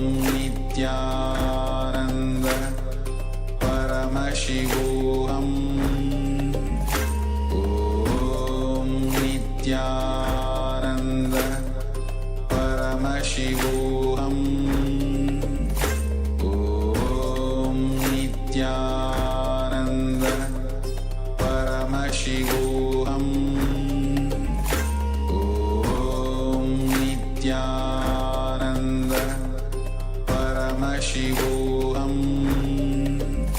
Om Nithyananda Paramashivoham Om Nithyananda Paramashivoham Om Nithyananda Paramashivoham Om Nithyananda Paramashivoham Om Nithyananda Paramashivoham Om Nithyananda Paramashivoham Om Nithyananda Paramashivoham Om Nithyananda Paramashivoham Om Nithyananda Paramashivoham Om Nithyananda Paramashivoham Om Nithyananda Paramashivoham Om Nithyananda Paramashivoham Om Nithyananda Paramashivoham Om Nithyananda Paramashivoham Om Nithyananda Paramashivoham द्वन्द्वातीतं गगनसदृशं Nithyananda Paramashivoham सर्वदी साक्षिभूतं भावातीतं त्रिगुणरहितं सद्गुरुं तं Paramashivoham Namami. Everybody, once again welcome every one of you to today's program, level 3 program, and we just completed the Tritiya Vinyasa Krama, the Nithyananda Yoga, as part of our first session into today's program.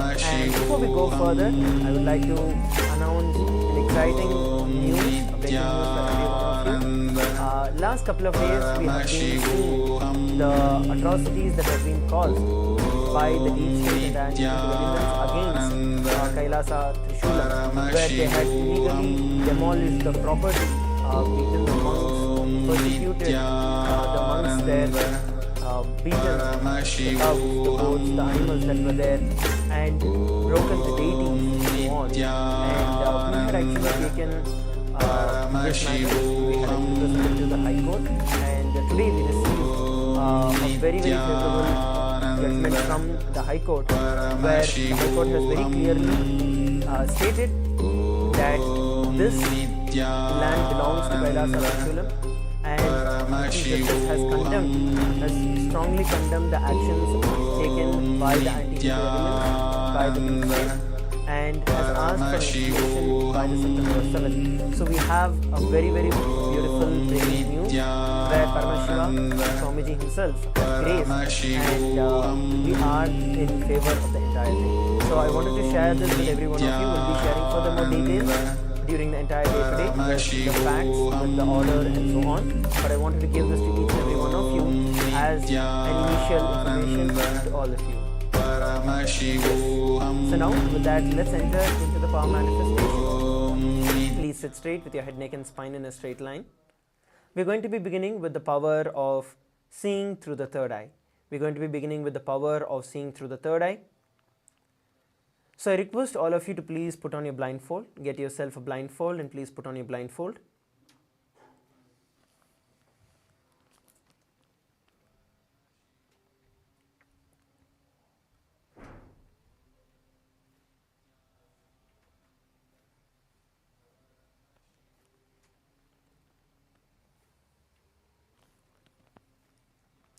Yes.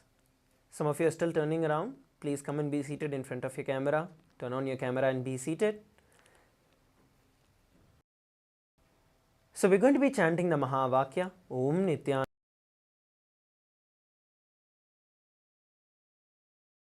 Paramashivoham, establishing ourselves in the space of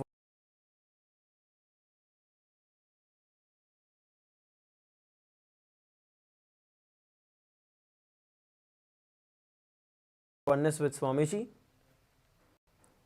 And from this space of oneness with Swamiji, we're going to manifest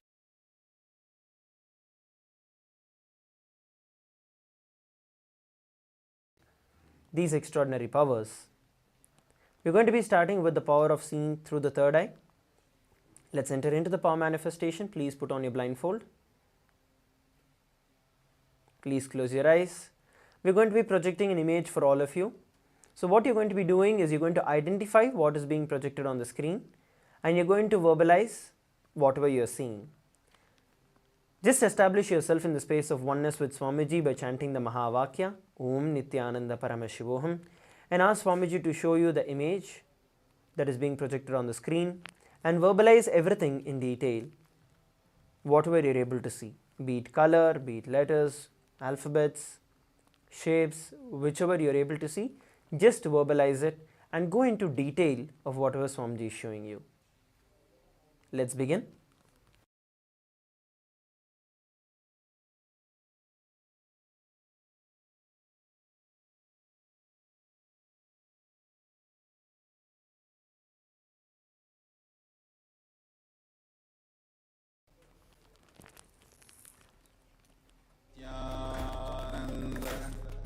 Paramashivoham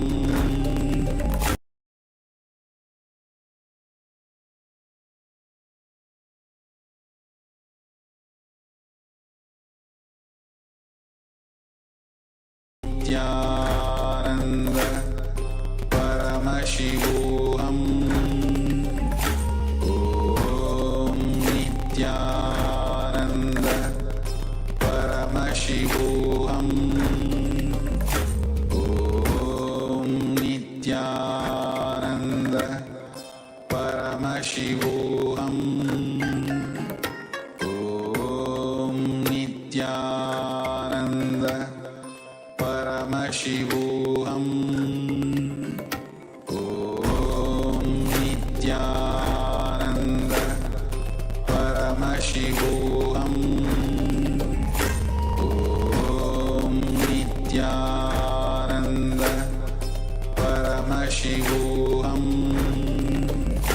Om Nithyananda Paramashivoham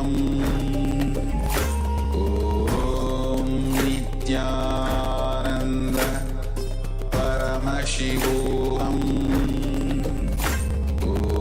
Om Nithyananda Paramashivoham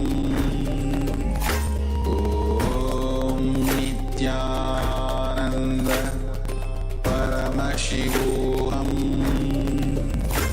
Om Nithyananda Paramashivoham Om Nithyananda Paramashivoham Om Nithyananda Paramashivoham Om Nithyananda Paramashivoham Om Nithyananda Paramashivoham Om Nithyananda Paramashivoham Om Nithyananda Paramashivoham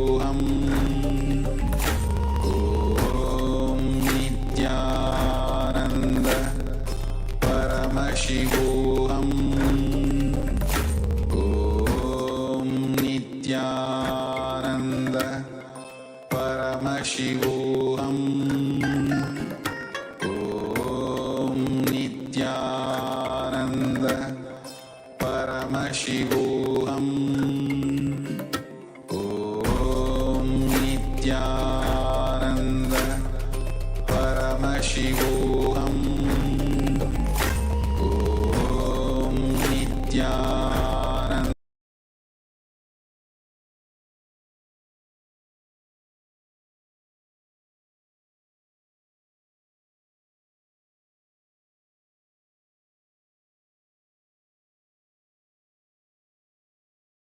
Nithyananda Paramashivoham Om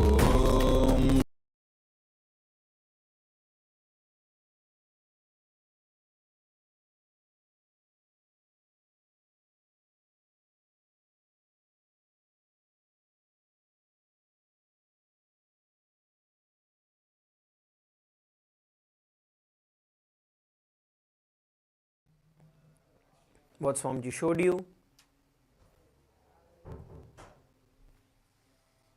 please post in the Zoom chat whatever Swamiji revealed to you. We're going to be verifying the answer.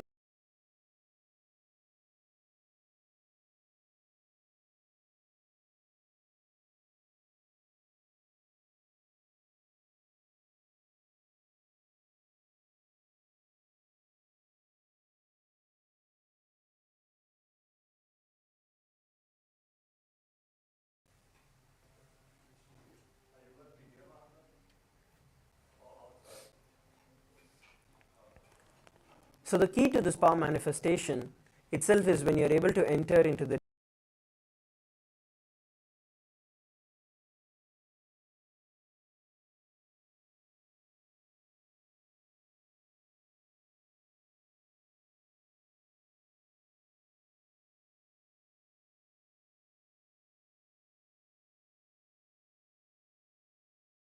new.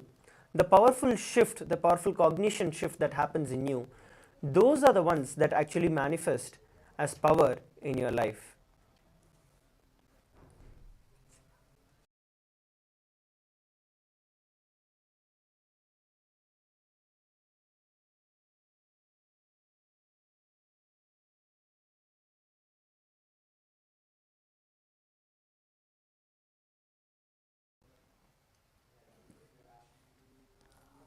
We have Akshay Gunaya who has posted.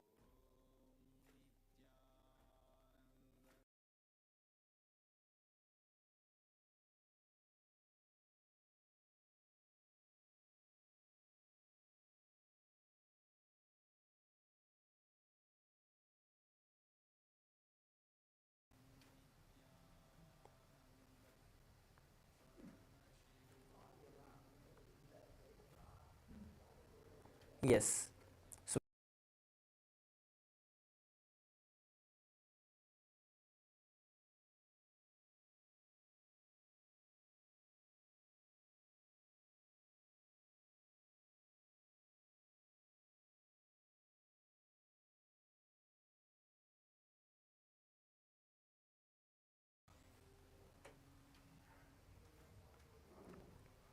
orbiting space planets in green. Maroon color background, words on scribble pieces.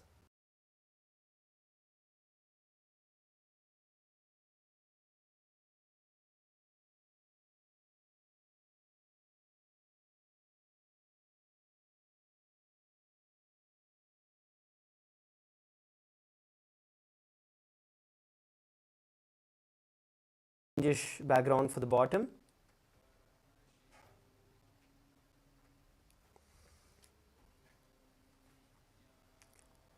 Yes. So now let's enter into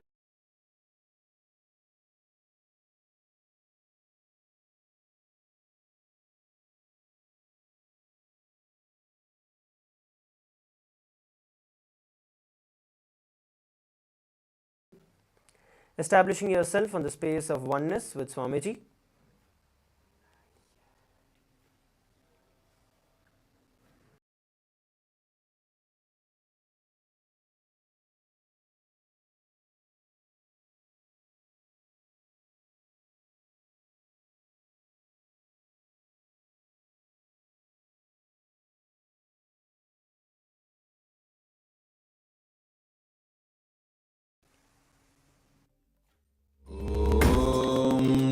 Nithyananda Paramashivoham Om Nithyananda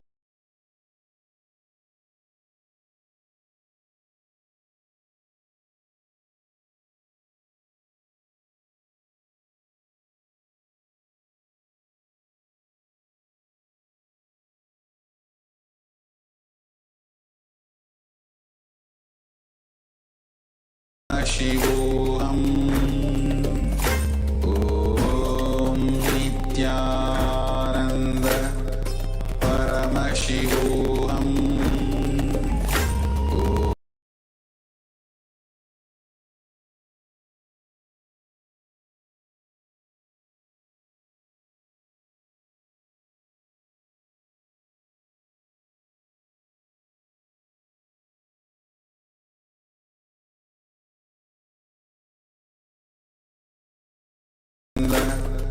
Paramashivoham Om Nithyananda Paramashivoham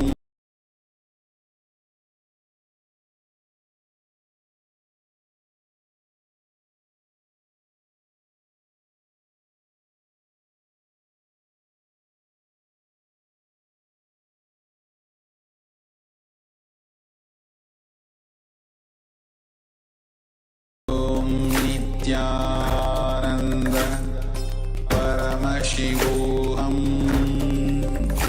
Om Nithyananda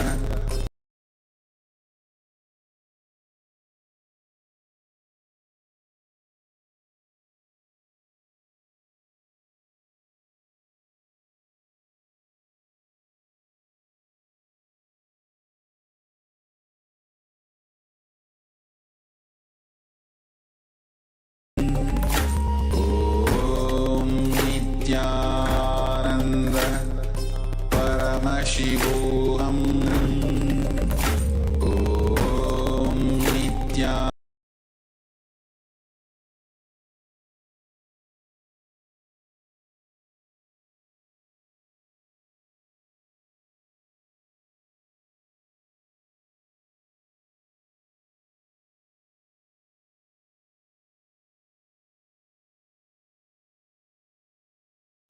screen.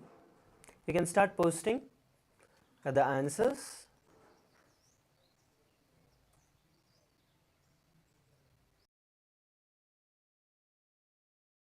Find the answers in just a few moments. So the words that were posted for all of us were the words detox and example, similar to the Scrabble letters.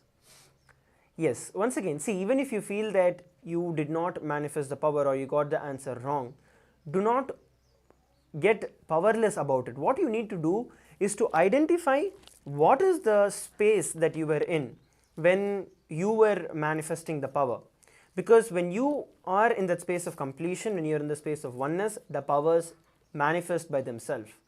So you need to identify what is it in you, maybe some kind of thought coming around, or you were thinking about something else, or something else that was happening. What else was there which was moving you or distracting you?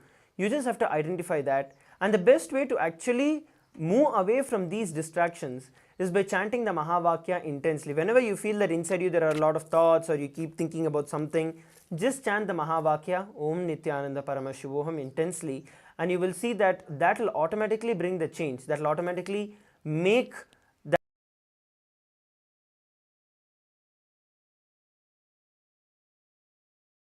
that space in you to become powerful, to become complete. So that's like a thing that completely just settles all any kind of chit chat that goes on inside you or any kind of distractions, and just puts you into that space of oneness. So the words that were projected was detox and examples, and of course a few other letters in the background.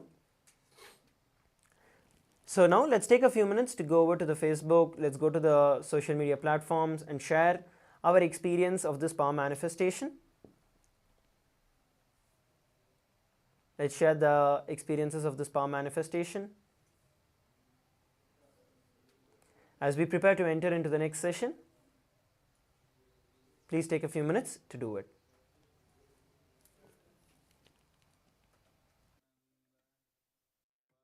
Shivoham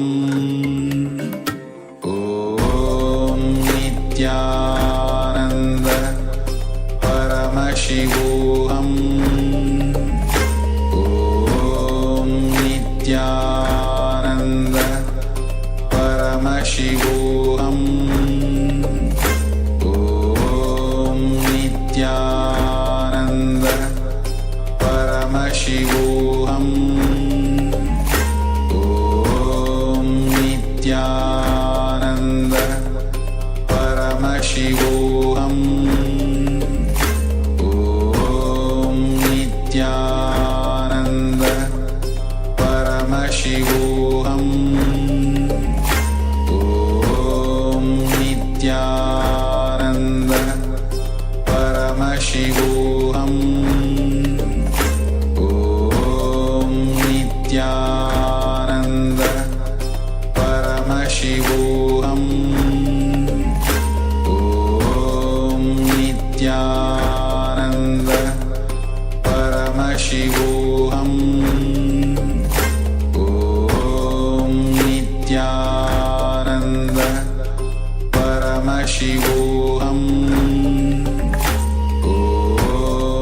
Nithyananda Paramashivoham Om Nithyananda Paramashivoham Om Nithyananda Paramashivoham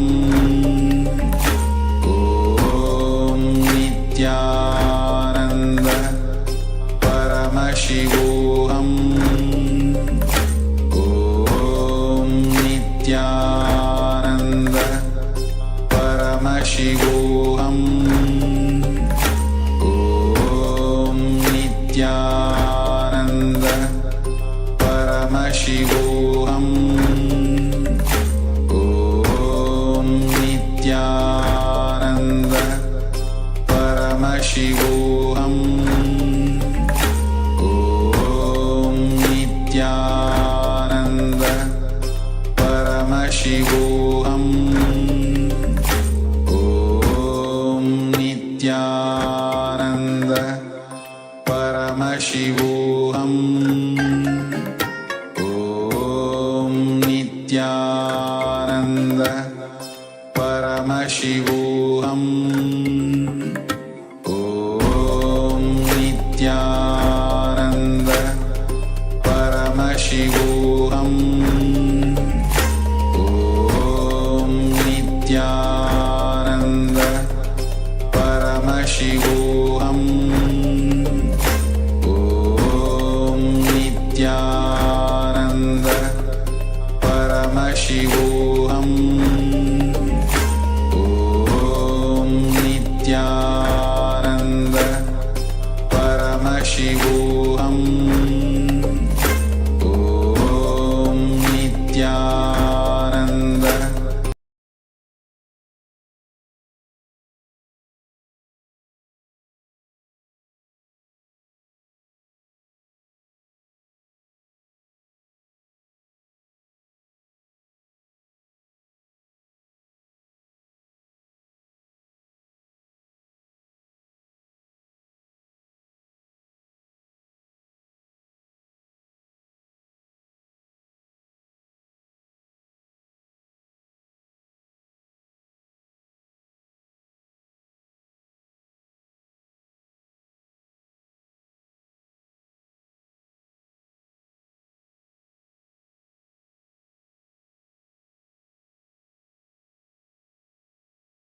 द्वन्द्वातीतं गगनसदृशं तत्त्वमस्याधिलक्ष्यम् एकं नित्यं विमलमचलं सर्वदी साक्षिभूतं भावातीतं त्रिगुणरहितं सद्गुरुं तं Namami.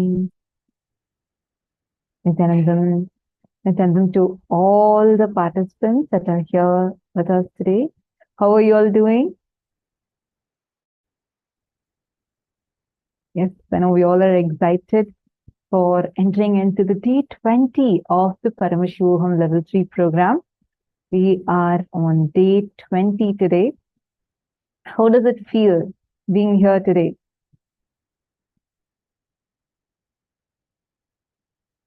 Nithyanandam, Ma Jnana Pradata, Ma Ratna Prabha, Jennifer Poirier, and Isha, Madonna.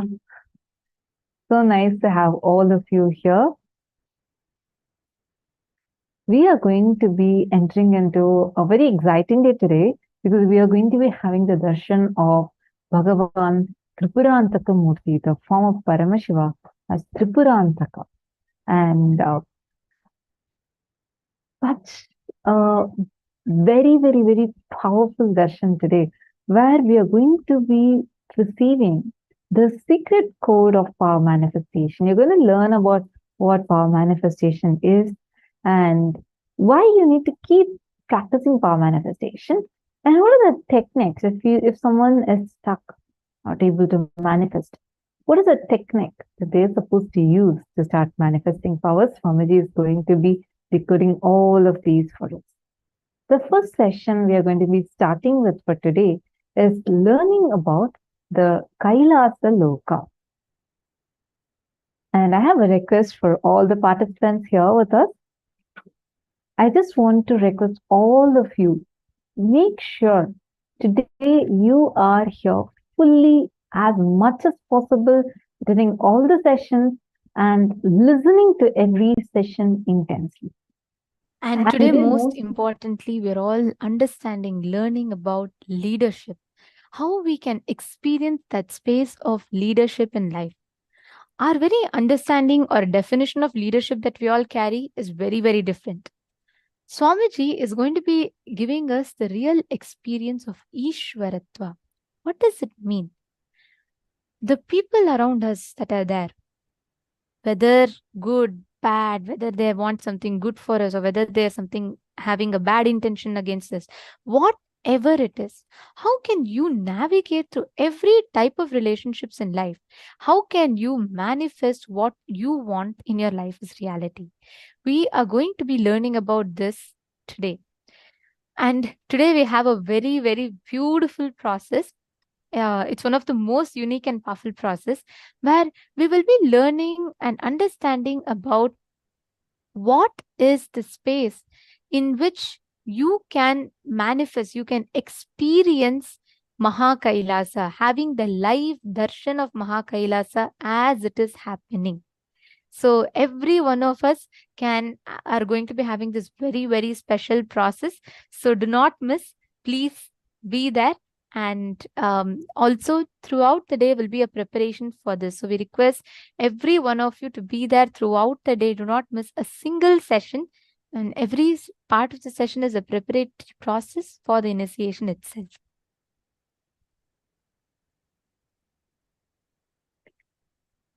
So now let us all enter into the first session that we are going to be having today, where we are going to be understanding about what is the space. We're going to be learning about what is KAILASA, how KAILASA exists. Swamiji is going to be also explaining to us about why Swamiji is even reviving this KAILASA, right?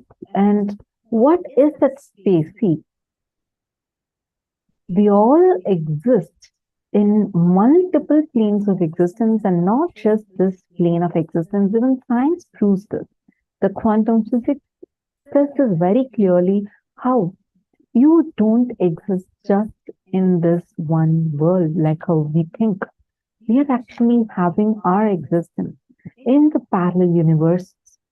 This is what is quantum theory all about, where they say that at a time there is multiple possibilities that are existing, and how you can actually harness the power of your multiple existence. We are going to learn about all of that today in this very first session. The Swamiji is going to be revealing to us on what is KAILASA loka. Let's listen to revelation now.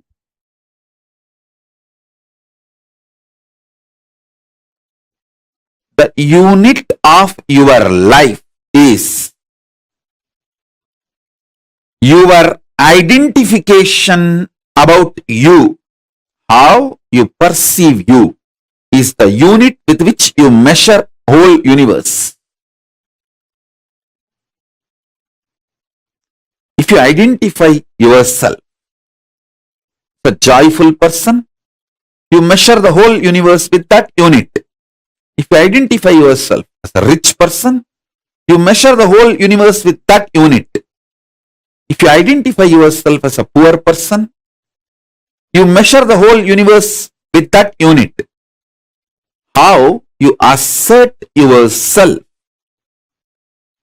is the unit with which you measure universe.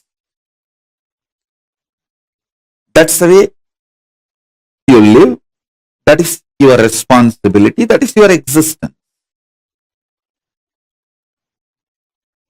Introducing your higher existence in parallel universe,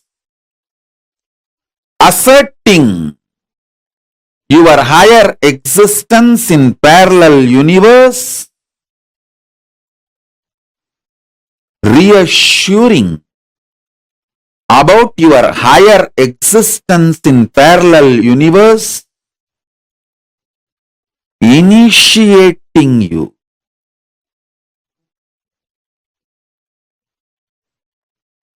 and giving you the experience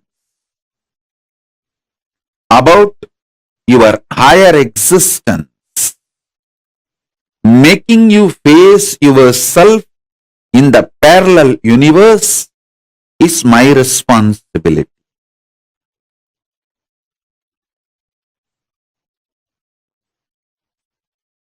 So with this understanding, expand your cognition. You exist in parallel multiverses like Swargaloka, Maharloka, Janaloka, Tapaloka, and Kailasa itself. More than next to Tapoloka is Satyaloka, and beyond the Satyaloka is Vaikunta, the Parandama space. Satyaloka is the space of Parabrahma. Then the Vaikunta, Parandama space. Then Shripuram, Parameshwari's space. Then above all, Kailasa. Above the Kailasa, Maha Kailasa, Paramashiva space. Kailasa is where all the Anga Devatas and Avarana Devatas, everyone lives.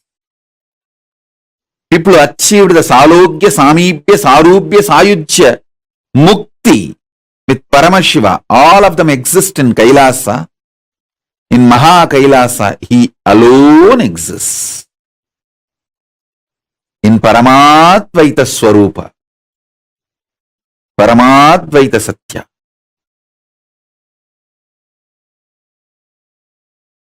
Sometimes people ask me, what's the difference between various states of consciousness and various planes of the universe? Understand?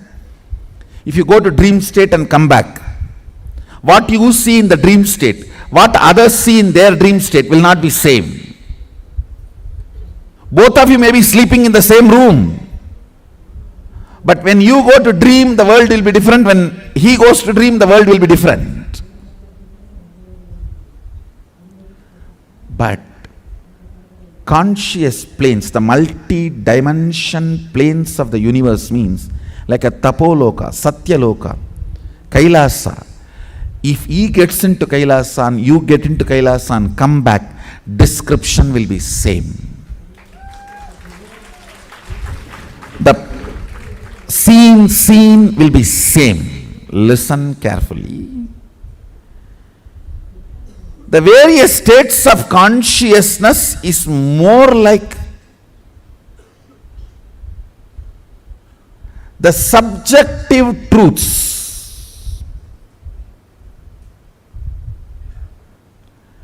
planes of the universe means subjective truth becoming reality in the universal plane. Understand how now all of you experience the same in this Jakrat plane. This wall is same for all of you. This mic is same for all of you. The interpretations about the mic will be different. The knowledge about the wall will be different. Perception about the wall will be different, but wall is same. Understand? Truth is same. The facts you derive will be different.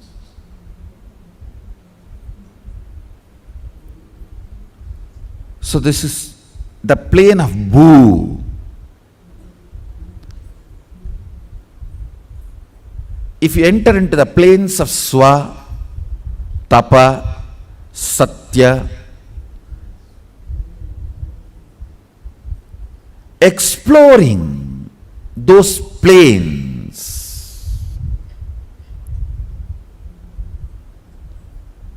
through the various states of consciousness, I should say,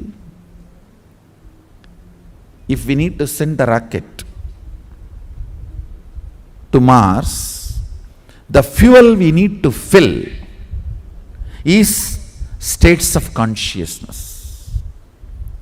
If we need to reach KAILASA, we need to fill our being with Turyatita.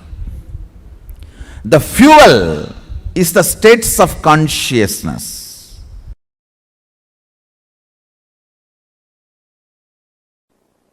If you think in your life, grabbing, stealing from others is the best strategy for success, your identity in Patala gets strengthened.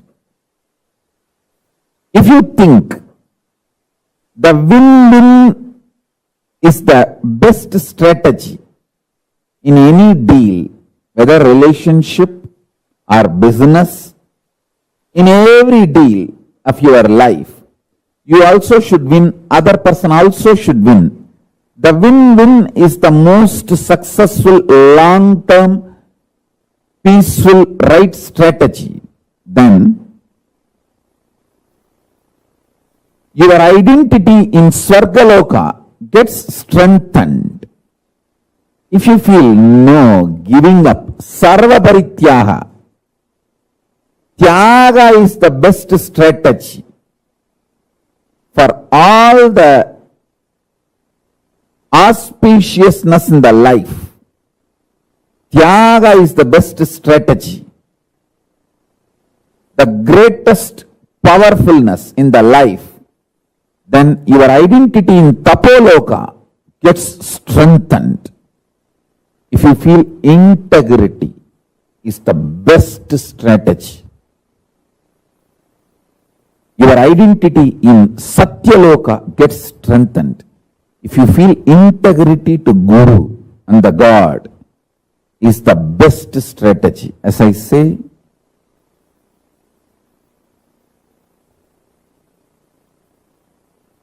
Paramashiva revealed many times, the manifest form of Paramashiva is Guru, unmanifest existence of Guru is Paramashiva. State of Guru is Paramashiva. Statement of Paramashiva is Guru. Statement of Paramashiva is Guru. State of Guru is Paramashiva. Avyakta of Guru is Paramashiva. Paramashiva's Vyakta is Guru. Manifest component of Paramashiva is Guru. Unmanifest existence of Guru is Paramashiva. Understand? The extraordinary powerful existence, extraordinary powerful existence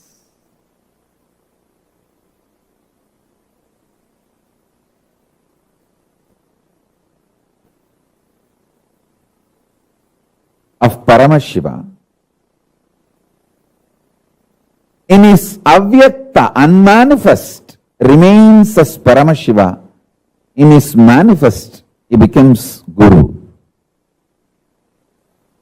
Some of the powerful cognitions I repeat, so it enters into your very core cognitions, your very being, your very core. That's the reason I repeat some of the right conclusions, the conscious conclusions you need to arrive. So let me give you the deeper truths now.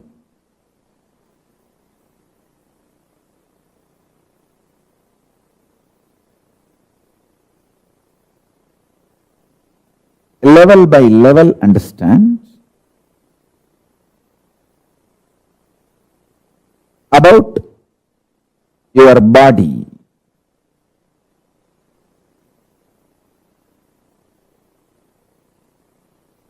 Be very clear. You have 14 bodies you carry. In all these 14 lokas, each loka you have one body, through which you enjoy that loka, you experience that loka.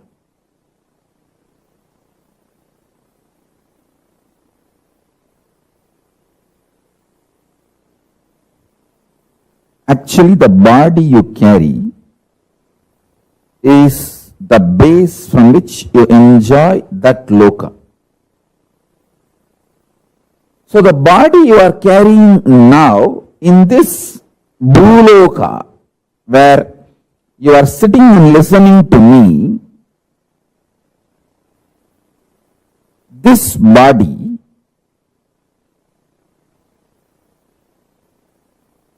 has only one relevance to the body you are carrying in KAILASA or the body you are carrying in Batala, the lowest and highest. The breathing which goes into you and comes out, the prana is same. The prana which goes into your body, in this body you are carrying, goes up to the body you are carrying in KAILASA and goes up to the body you are carrying in Patala. All these 14 bodies are stitched with one sutra, one thread called the prana functioning in you. Understand? These are the most subtle truths. If you start cognizing them, sitting with these powerful conclusions, you will start manifesting powers. Because they are so powerful, they manifest as powers in you. If you understand the breathing you are doing now adds prana, life energy into you, that prana from Batala goes to KAILASA through your body. Understand? Now I am wearing 1 lakh Rudraksha, little more than 1 lakh, because this 3 Gauri Shankar Mala which I am wearing is each one of them 108, 108. This 1 lakh Rudraksha,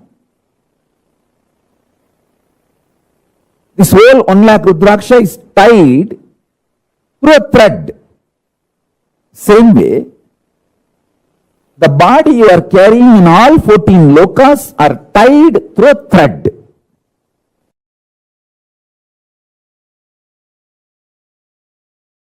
One of the important point is KAILASA does not have a gate. It neither has a gate nor has a door. It is an open, free entry for all. There is no qualification, predetermined condition for KAILASA. Only in Indraloka, Brahmaloka, Vaikunta and all the qualifications, only Devatas can enter. Like that, many qualifications. But in Kailasa, Bhuta, Preta, Pichacha, all kinds of people are allowed, free. Some Bhutas make even Paramashiva run around. He is such a Bholenatha, he opens himself for all, and this bloody Bhasmasura goes and takes the boon that on whosoever head I put my hand, and they should be burnt to ashes. How can Shiva be burnt to ashes? But this fellow tries to play game with Shiva. Using the same boon he got from Shiva, Paramashiva plays the game just to prove that his boons are real. Just for that, he also runs around and tries to show the drama. Not that he has to save himself from Bhasmasura. How can fire be burnt? But he has to prove that the boon he gave is really, really real. Bhasmasura should feel job satisfaction that he did tapas and he got the boon. So just for that, keep that principle alive, he also tries to run around, and then Vishnu comes and burns the Bhasmasura. All of you know that remaining story. Even that kind of fools get free entry. That's all I am trying to convey. Understand? One of the greatest blessing I had in my life was I was literally, really in love with Arunagiri Yogishwara, my guru, when I was listening to him. When I was listening, I was really in love with him. There was no calculation, maths. All I know is I am blessed even to get this space with him over.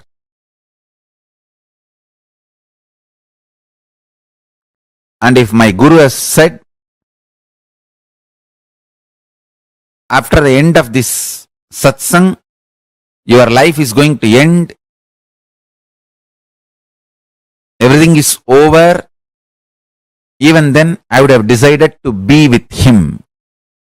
I would have said that is absolutely okay for me. Take the life, let me be here with you. I was ready to pay my life to have that one sitting with him. I was very clear. My life is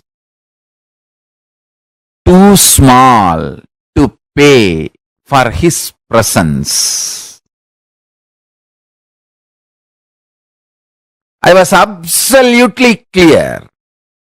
If he demands my life, I will, without even having second thought or any maths, I'll just give him.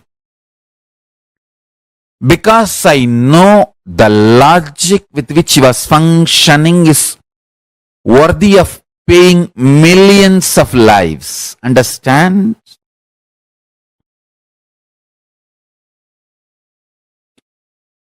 Every penny you acquire, you can enjoy till your this life. Every powerful cognition you acquire, you can enjoy as long as you exist.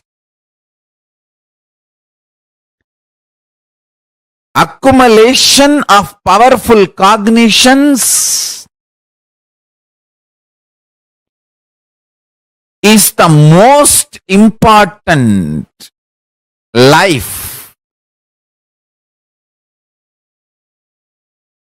purpose. That is the most important life goal. That is the greatest life wealth. Understand? Whenever we are beaten, agitated, flare up, how our energy responds to ourself, world and cosmos and God. If that is based on powerful cognitions, you are living enlightenment. The logic with which my guru was functioning was absolutely delicious. It was absolutely ecstatic. I was ready to pay not one, multiple lives to him to receive that. Understand? My simple declaration of my integrity to my Guru, even though he neither demanded anything before the satsang or after the satsang, he just mapped KAILASA into my inner space, lifted me to KAILASA, brought KAILASA to me.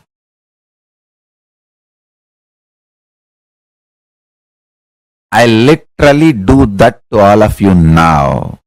I lift you all to KAILASA and bring KAILASA to you. Listen. Listen intensely. You can have 1,000 reasons why you should be integrated. You can have 1,000 reasons why you should not be integrated.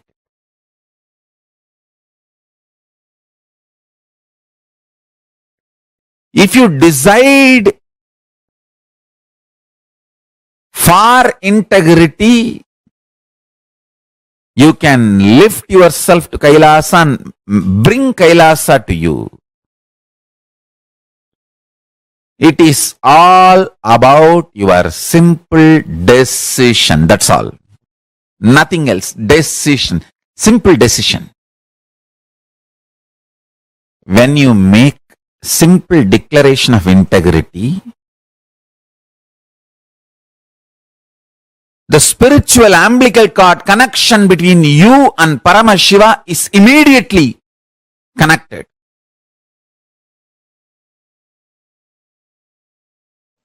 First truth.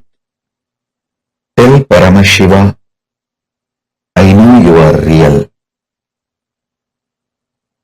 Second truth. Not only Paramashiva is my first priority, he is the only priority. Third truth. Let my independent intelligence, consciousness, my will to feel good, bad, right, wrong, my individual soul exists only as extension of Paramashiva. Let me think what Paramashiva wants. Let me will what he likes. Let me live as his extension. Whatever is good as per Paramashiva, let that be good in me. Whatever is right as per Paramashiva, let that be right in me. Whatever is powers as per Paramashiva, let that be with me. Whatever is right as per Paramashiva, let that manifest in me. Om, Om, Om. Paramashiva is not just my first priority, he is my only priority. The Lord of all these multiverses, the ultimate of this universe, cosmos.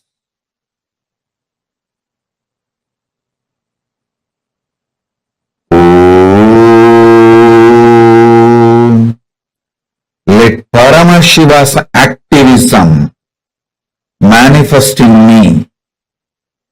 Let me breathe only the way he wants. Let me think only the way he wants. Let me live only the way he wants. Let me desire only the things he wants. Let me enjoy only the things Paramashiva wants. Let me live only the way Paramashiva wants. Let me manifest only what Paramashiva wants. Let me attract only what Paramashiva wants. Let the activism as defined by Paramashiva manifest in me. Let intelligence as Paramashiva wants happen in me. Let wealth as Paramashiva defined happen in me. Let life as Paramashiva defined happen in me. Let health as per Paramashiva happen in me. Let breathing happen as per Paramashiva in me. Paramashiva is the only priority. Let Paramashiva be the only priority. Oh, let the inhaling happen as Paramashiva inhales. Let exhaling happens as Paramashiva exhales. Let my heart beat as Paramashiva's heart beats. Let my stomach digest as Paramashiva digests. Let my brain flow, visualize as Paramashiva visualizes. Let my will cognize as Paramashiva cognizes. Let my existence manifest as Paramashiva manifests. Let Paramashiva's existence be my existence.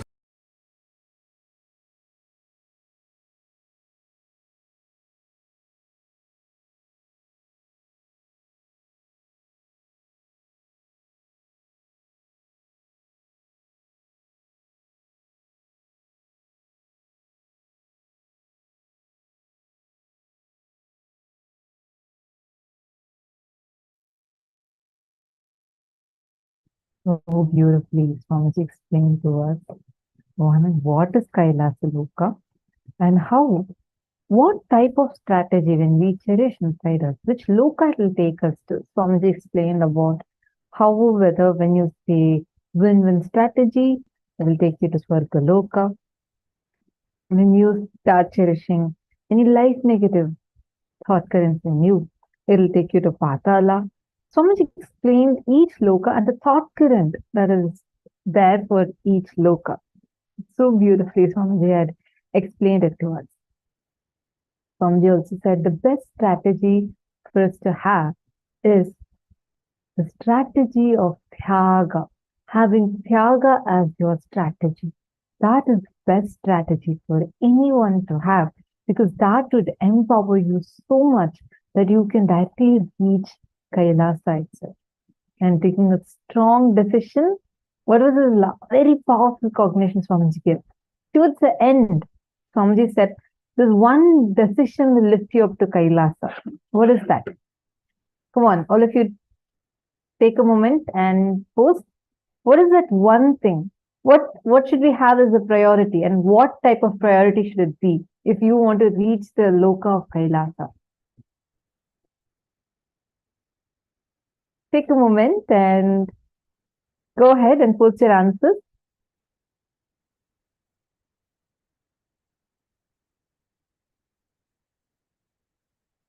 Jamie, Jin Feng Liu, Ma Sadashivamai, Ma Donna, come on, Ma Joyce Leong. What is that one thing that you should have? Okay, I see Ma Tatiana has posted the answer. Okay, now I see more people posting the answers. All right. I see in one Zoom, many people have posted the answers. In other Zooms, I do not see any answer yet. I'm just waiting. What is that one decision you need to take? One decision. What type of priority? What should be your priority and what type of priority? Yes, that's right. That's right, Ma. Prematavasi, Ma. Rekha Bhai, Jennifer, Poirier, And Nithyananda, very good. Taking the decision that Paramashiva, not just my first priority, but my only priority. Taking that as your decision. And from that context, yes, that's what others are posted. Let me sit like how Paramashiva sits. Let me breathe. Let me inhale the way Paramashiva inhales. Let me exhale the way Paramashiva exhales. Let my breathing pattern be like how Paramashiva wants. Let my heartbeat be Paramashiva's heartbeat. Understand that's the powerful declaration that you need to make, which will instantly, immediately lift you up to KAILASA. Understand? Actually, right now, the moment even if you make that as a declaration, saying that let my breathing pattern be one with Paramashiva's breathing pattern, you'll actually see immediately it affects your breathing pattern. Like you will actually see your breathing pattern becoming so much more deeper, and suddenly something will happen. And you just make the declaration. You can test it right now. Play with it right now. Experiment with it. Just this one declaration. So I have a question for all of you. Now, what's the difference between having Paramashiva as our first priority and having Paramashiva as our only priority? What does that mean? What is the difference? What does that even mean? There are many of you who have been attending so many seasons. I request all of you to come and explain to us. Take a moment and we're going to share your understanding and explain to us what's the difference between Paramashiva being your first priority in life versus Paramashiva being your only priority in life. Like Swamiji said, the king of the universe.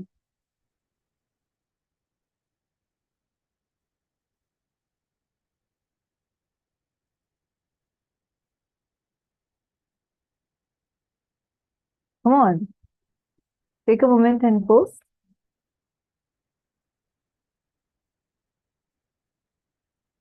What is the difference?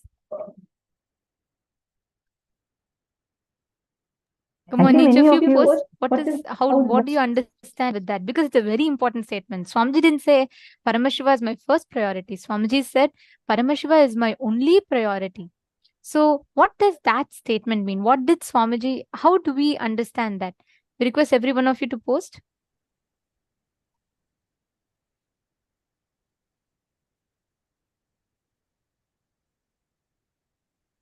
Let's see. Arun Pillai has posted, only priority means what all I do. My lakshya is to reach him as my ultimate.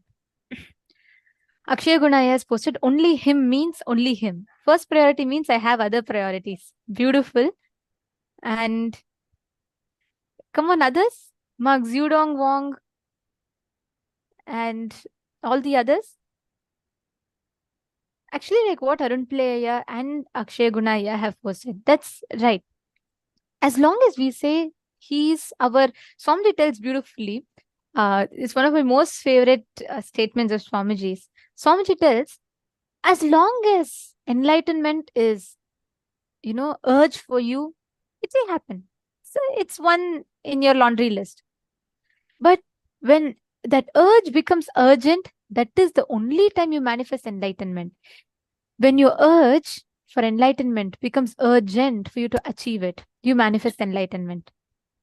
When Paramashiva, like Akshay Gunaya had posted, when you say he's your first priority, that means you have so many other priorities. And it's like in the laundry list. We all make, okay, my bucket list. I want to go shop this. I want to spend time with this person. I want to watch this movie. I want to eat this food. And it is not like your goal is only one. You have multiple things. So if not this, then okay, fine. Let me at least go to something else. That attitude we will have. Only when Paramashiva, you have no choice. Paramashiva is your only priority. Then you will just realize, you will start aligning. Your urge will become urgent. Swamiji will tell, with urge, you can never achieve enlightenment. Only when that urge becomes urgent, you have no choice. You have to achieve. You move towards enlightenment. There's a very beautiful Zen story that Swamiji tells. A master and a disciple are walking by the river. And the disciple keeps asking the master, Master, I want to experience enlightenment. I want to experience enlightenment. So the master looks at him and says, all right, master suddenly looks at him, grabs him by his neck, goes and puts his face in the water. And he holds there for a few seconds and brings him back up. So first time when he comes back, the master says, now what do you want? He says, enlightenment. Again, the master takes and puts him back into the water. And by now he's starting to struggle a little bit for breath. And then he comes back up. And then he's trying to take his breath. Again, the master asks, what do you want? The disciple still says, I want enlightenment. Again, the third time the master holds him. Now he holds him for a little longer time. He keeps him inside the water, holds him strongly there. And after some time, brings him back up. By now, this disciple is almost gasping for breath. And he asks, now what do you want? He says, breath. I want air. I want air. I want to breathe. Then the master tells, when your will for enlightenment becomes like this, that time come to me. I'll give you enlightenment. Enlightenment is yours. Only when your urge, when you have no other choice but this, that is the time where we will focus. Otherwise, you will try once and you'll say, oh, look, I tried. It's okay. Now I have to go to my office. Like Swamiji will tell people come to Swamiji for darshan. Then they'll say, Swamiji, I surrender everything to you, Swamiji. I am fully yours, Swamiji. I am surrendering to you now. Right now, I am surrendering to you. Give me enlightenment. Swamiji will say, simply don't use the word surrender. Surrender means you're really surrendering. Then the person will say, no, Swamiji, you don't know. I am surrendering. I have no one else, nothing else other than you. You're my only thing. I'm surrendering to you. You give me enlightenment right now. Then Swamiji will say, then the next statement, Swamiji will ask, okay, I'll give you enlightenment. Stay here, do completion. I'll give you enlightenment through that. Then immediately they'll say, oh no, Swamiji, is it possible to give enlightenment within next 2 hours? Because I have a very important appointment. I have to go for that. That is how all of us treat. When Paramashiva is your first priority, that is how we all operate with life. When he is your only priority, you will have no choice but him and him alone. That is when you will start manifesting that reality so beautifully in front of you. Understanding?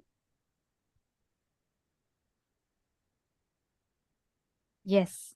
Now, there's a very beautiful exercise, like a important truth that we all need to internalize through this. When you declare Paramashiva as your only priority in life,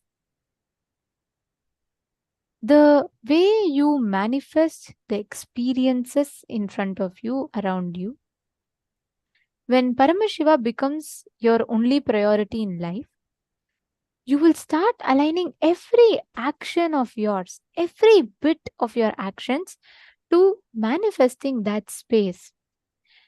Manifesting the space of KAILASA, the space of that reality in front of you. Swamiji tells, right? Just decide, let my breathing be aligned to Paramashiva's breathing. Now, each of you with that decision, just sit, align your inner space, in that whole space, just bring in you. Just tell, let my breathing becomes his breathing. Let my inner space become his inner space. Let my whole being become his being. Sit with that declaration and just chant the Mahavakya inside of you. We request every one of you sit straight, chant the Mahavakya.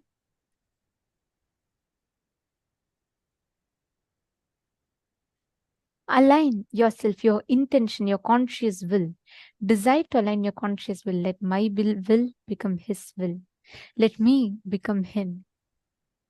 Just sit as Paramashiva with 25 heads, 50 hands, 75 eyes. Manifest as a cosmic Sada Shiva. Chant the Mahavakya. Paramashivoham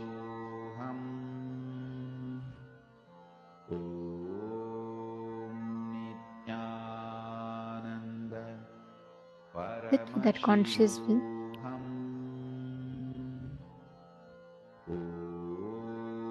And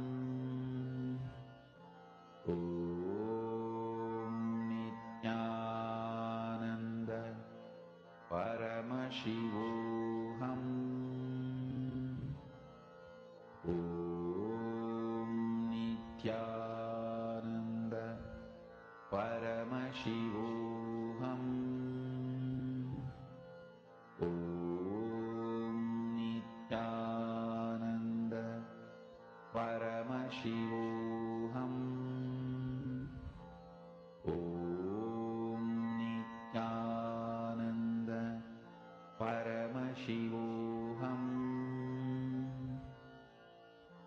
Om Nithyananda Paramashivoham. Om Nithyananda Paramashivoham. Om Nithyananda Paramashivoham. Om Nithyananda Paramashivoham. Om Nithyananda Paramashivoham. Om Nithyananda Paramashivoham. Om Nithyananda Paramashivoham. Mahamahavaagya, spiritual lullaby for samadhi, and Suprabhatam, wake up call, wake up song for Paramashiva. This Mahamahavaagya is spiritual lullaby for you to fall into samadhi. Suprabhatam, wake up song for Paramashiva to wake up in you. Just remember this one powerful cognition. This Mahamahavaagya puts me in samadhi. This is spiritual lullaby for samadhi, and Suprabhatam, wake up song for Paramashiva in me, for Paramashiva to manifest. With this one spiritual powerful cognition, chant this Mahamahavaagya.